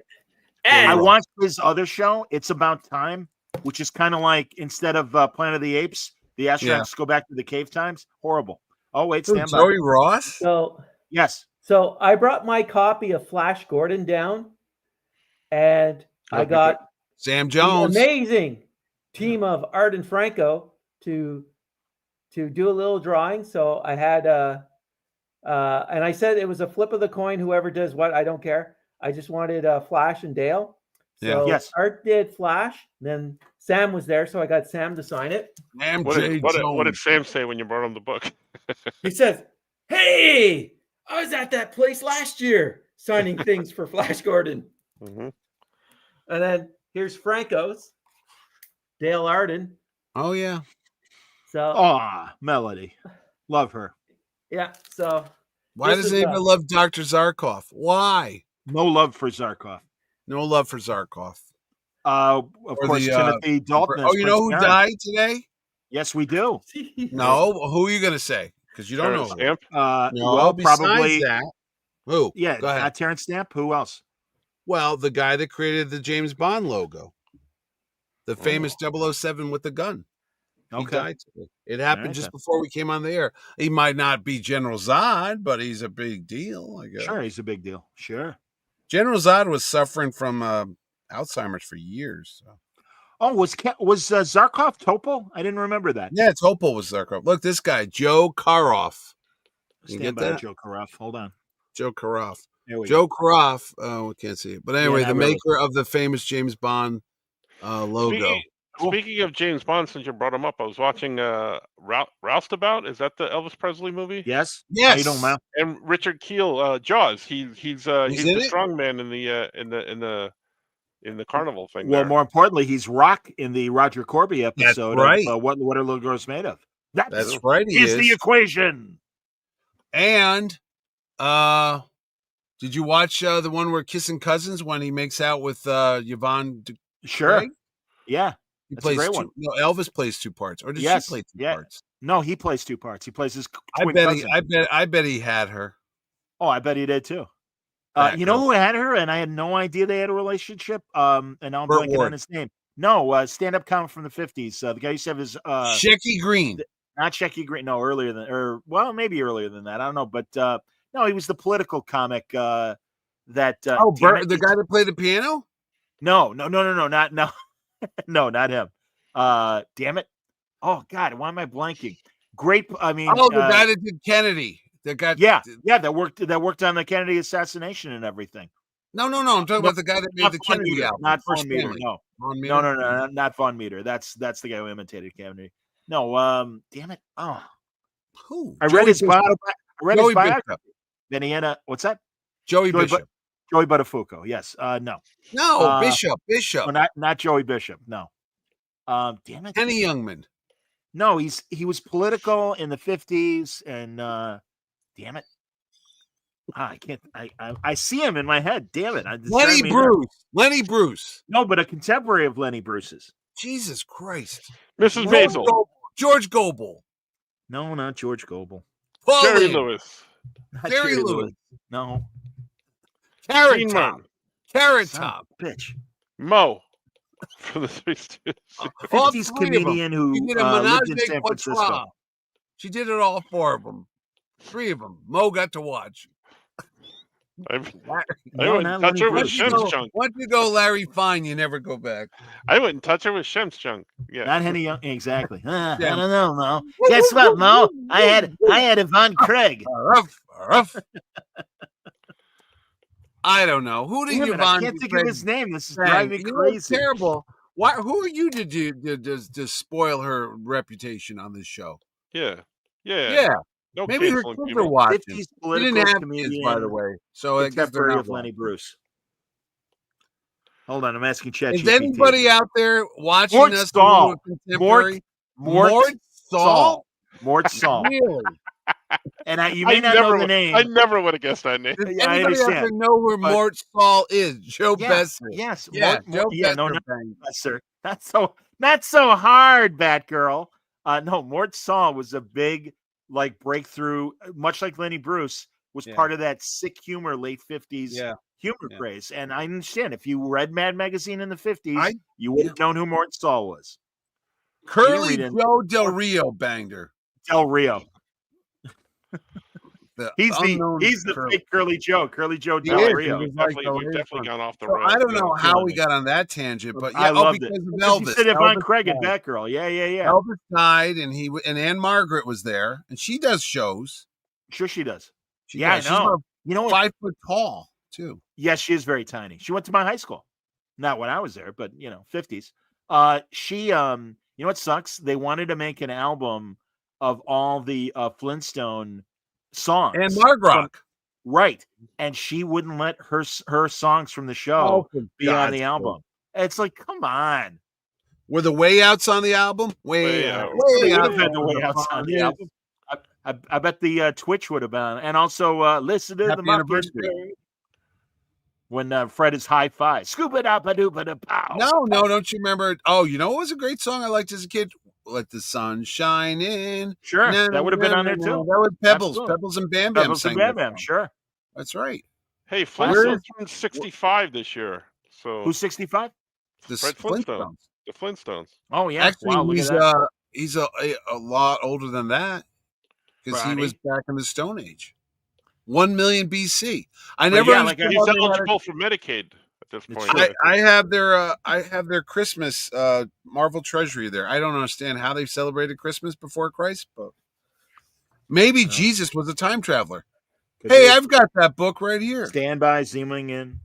That's the Cho. Who drew my Chip Kidd? Cho did? No, that's the Hulk and Bruce Banner. Nice. Oh, I thought it was And- Mike Cho and Chip Kidd. Yeah, no, yeah. Chip signed The right word here. balloon. Yeah. I was, you know what, Wayne? Oh, I was underneath thinking that too. I was thinking that's a good opening for a nice drawing there. Yeah. So yeah. And my other Wait, big there's more. score in San Diego Wait, there's Yeah. more. because people Got like some me. cocaine. I couldn't believe I could not think of Mort Saul. Stand by. Me neither. So That is Durango. close. This is Frank Miller's The Ronin Rising, the sequel to Ronin. Oh wow. So I got Philip Tan to do a Oh, quick nice. little remark. Yeah. And when I brought the book up to Frank, he looked at it. He saw that Philip did something, and then he drew a little something. That's cool. Frank Miller drew and signed that. What did it cost you? $500? He's not. Remind me gonna when we're off the air. I've got a good. Remind me when we're off air. I'll tell you how much. I was gonna say I have Frank Miller autographs. Actually, I can tell you how much now. I won. No, I didn't. Oh, you did? Yeah, I did. So Dark Horse does a lottery giveaway where you have to go in. This year they did a spin the wheel on a like a little laptop. Yeah. And I won the Frank Miller wristband for the Dark Horse signing. I have friends at Comic Sketchbook where Frank was signing too. I said, is it possible for me just to exchange the wristband and just have Frank sign it now? Because I'm having issues. I don't stay at the con all day long. I have to go back to the hotel room. And said, okay, sure, no problem. Just give me the wristband. We'll give you a ticket. Sure. And then when Frank got there, they brought me close to the front of the line. And Frank asked me how I was doing, like he remembers me. And I'm going, cool, this is nice. And then he looked at what Philip did and he said, oh, okay. Then he looked at the front and then he started drawing. And we were just talking for like about less than 5 minutes. But I don't think he drew for anyone else because he had a long line for signatures. But yeah, no, he just did that little sketch. And so, Excellent. yeah, it didn't cost me anything. So, yeah, no, I could say that because I used my Dark Horse wristband. Well, there you go. Just exchanged it. You know how much Franco charges for sketches? Mm-hmm. Don't come at me, bro. Don't come at me, bro. I'll koala your ass, man. Let's go.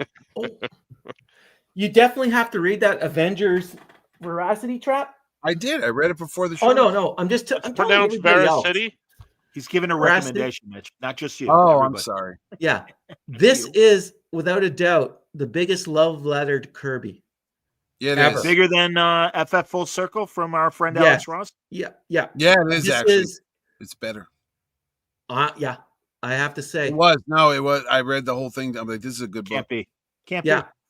Well, if it was a sponsor of the show, it damn well would be, but it's not. So we're going to shut up and say it's not as good as the Alex Ross book, but it's very close. That's fine. And remember, kids, you can get the Alex Ross book by going to Sal Abernathy's house. He's got a bunch of them in his garage. AlexRossArt.com, where you can also find The Legend of Kingdom Come. But that's exactly what I was going to say. This is without a doubt such a love letter to Kirby. Michael Cho did an amazing job. And can I tell you a story about this book that Michael Cho is mad at me about? Sure. Okay. I saw him at Baltimore Comic-Con like 2 years ago when he was working on this. And he was talking to me about it. And he's like, oh, we got every single character from that time. It takes place in the early days of the Avengers. We've got Loki in it. We've got the Monster Island guys, Oog and all those Space Phantom in it. All that stuff, Space Phantom, all that stuff's in here. He goes, so if you read those early Avengers, it's when the Hulk was part of the team and Cap. Sure. So it's like a weird little time frame around issue 4 to 6. He goes, everybody's in that book. And we're all going, yeah. And I go, did you have Rick Jones and the Team Brigade in it? You heard the needle scratch. He goes, what? I said, well, you said you had them all, but you didn't have that. He goes, no, we don't. Walk away, kid. You're bothering me. He goes, oh, shit, we forgot that one. And I go, well, maybe you could just draw them in the background. He goes, no, I can't. It's already at the press. I'm like, oh, well, then you don't have everybody. He goes, okay, get out. Wow. Way to go, Mitch. I saw him. Well, he was so proud of it. And I just threw that out of my head. I go, hey, what about Rick Jones and Team Brigade? So that I saw him again and I go, or he was promoting the book. He's like, everybody, if you love that stuff, it's great, blah, blah. And I put, is Rick Jones? And the team goes, get out of here. Go. So he might be at Terrificon next year if he forgot all about me. So Hopefully. See, I love Mike Cho. I love him. He's so good. Yeah, he's a great artist. Yeah, absolutely. I love he's out of Toronto. Yeah, he is. He's one of you Canucks. Fellow Canuck. He is. Well, we can wrap up, boys, if you want. Just to circle back to Alien Earth. Sure. If you do like the Alien franchise, do watch it. Okay. Because what it is world building on stuff that you would like to have known. Okay. About like the Weyland Jumanji Corporation and all the other ones. Weyland Tsunami. Yeah, Weyland Jumanji Corporation. So it all works out well. Mort's Fall. Yeah. And it's an interesting take. He had Yvonne Craig. Enough said. Yeah. For a long time. I'm not saying. I'm just saying. I had Yvonne Craig too. Batgirl. She was supposed to come to my Terrificon, but I used my evil powers and she passed away of cancer. Oh, don't do that. No, it's true. I invited her and she wrote me a nice letter. I still have it. And she goes, I'm not feeling that well. I've got to go to the doctors and stuff. Hopefully I'll be better by August. And then she was gone. Bummer. All right, way to ball out I the gotta show. stop doing it, man. That poor guy Tristan Rogers, he was in my show. Yeah, by the way, he wore a Terrificon T-shirt on Good Morning America when he was telling everybody he had lung cancer, and everybody was calling me like, "Oh my God, General Hospital Scorpio is on Good Morning America wearing a Terrificon shirt," and then he was dead 3 weeks later. He was the coolest. I did not feel embarrassed at all in the 80s in college watching General Hospital because No, he was of Robert James Scorpio. Bond of the soap opera. Exactly, man. He was a cool secret agent. Cool Scorpio. And then he was the police chief of Port Charles. Yes, Port there Chuck. we go. And that's the last is the Resident Evil people. Not Resident Evil, Resident Alien. Resident Alien? Yeah, I got everyone to sign it. This is the it's a name. Yeah. Okay. I thought it was something else. Nice. Yeah, no. It's again, the Dark Horse booth. You go in, you hit a button on a thing. If you get over a certain number, you get a wristband, and I got lucky. Was Mike Richardson there? No, I didn't see Mike. Is he still part of it? Of course he is. Yeah. Of course he is. But you can't miss him. He's like 9 feet tall. Exactly. I know. I met him back in 2009. Like Lurch's better-looking brother. Did I ever tell you the story how Steranko tried to punch him? Yes, I know that. Yeah, I know that story too. And he fell to the ground, and Mike goes, "Oh, what a moral dilemma! Do I help pick up the man who just tried to punch me in the face, or let him grovel?" And his wig tilted. Steranko's wig was, he fell off like, his all right, shoe. now you want to talk to me like a human being? Exactly. Yeah. He was mad at him. He had too much tiger blood that day. It's like, yeah, Jim, you're 4'11", man. Please don't. You know what he didn't have? He didn't have Chow Pellegrino's blood orange drink. Get it, kids? It's only 10 calories. You'll be wearing that Speedo in no time. I don't know about that, but it will certainly satisfy your soda pop fix. It will. Because it has a good fruit flavor. It has a flute flavor. It has a flute. Store this in a dry, odorless place, like my pants. Exactly. Not dry or odorless. All right. On that note, let us wrap up, shall we? We hope you enjoyed today's Trek Watch and More. You're a curse, Stanley. Good reports from Terrificon and Star Trek Vegas. Whatever. Nobody STLV. got hurt, and they're not going to sue us. As Absolutely. Dr. said. So join us next time for another Trek Watch. We'll be back next week with a recap of Episode 7. What could they have in store for us next week? You'll find out when you watch the Trek Watch review. Until then, thanks for watching. Be well, live long and prosper. Eat a nectarine every day. It's the best fruit ever made.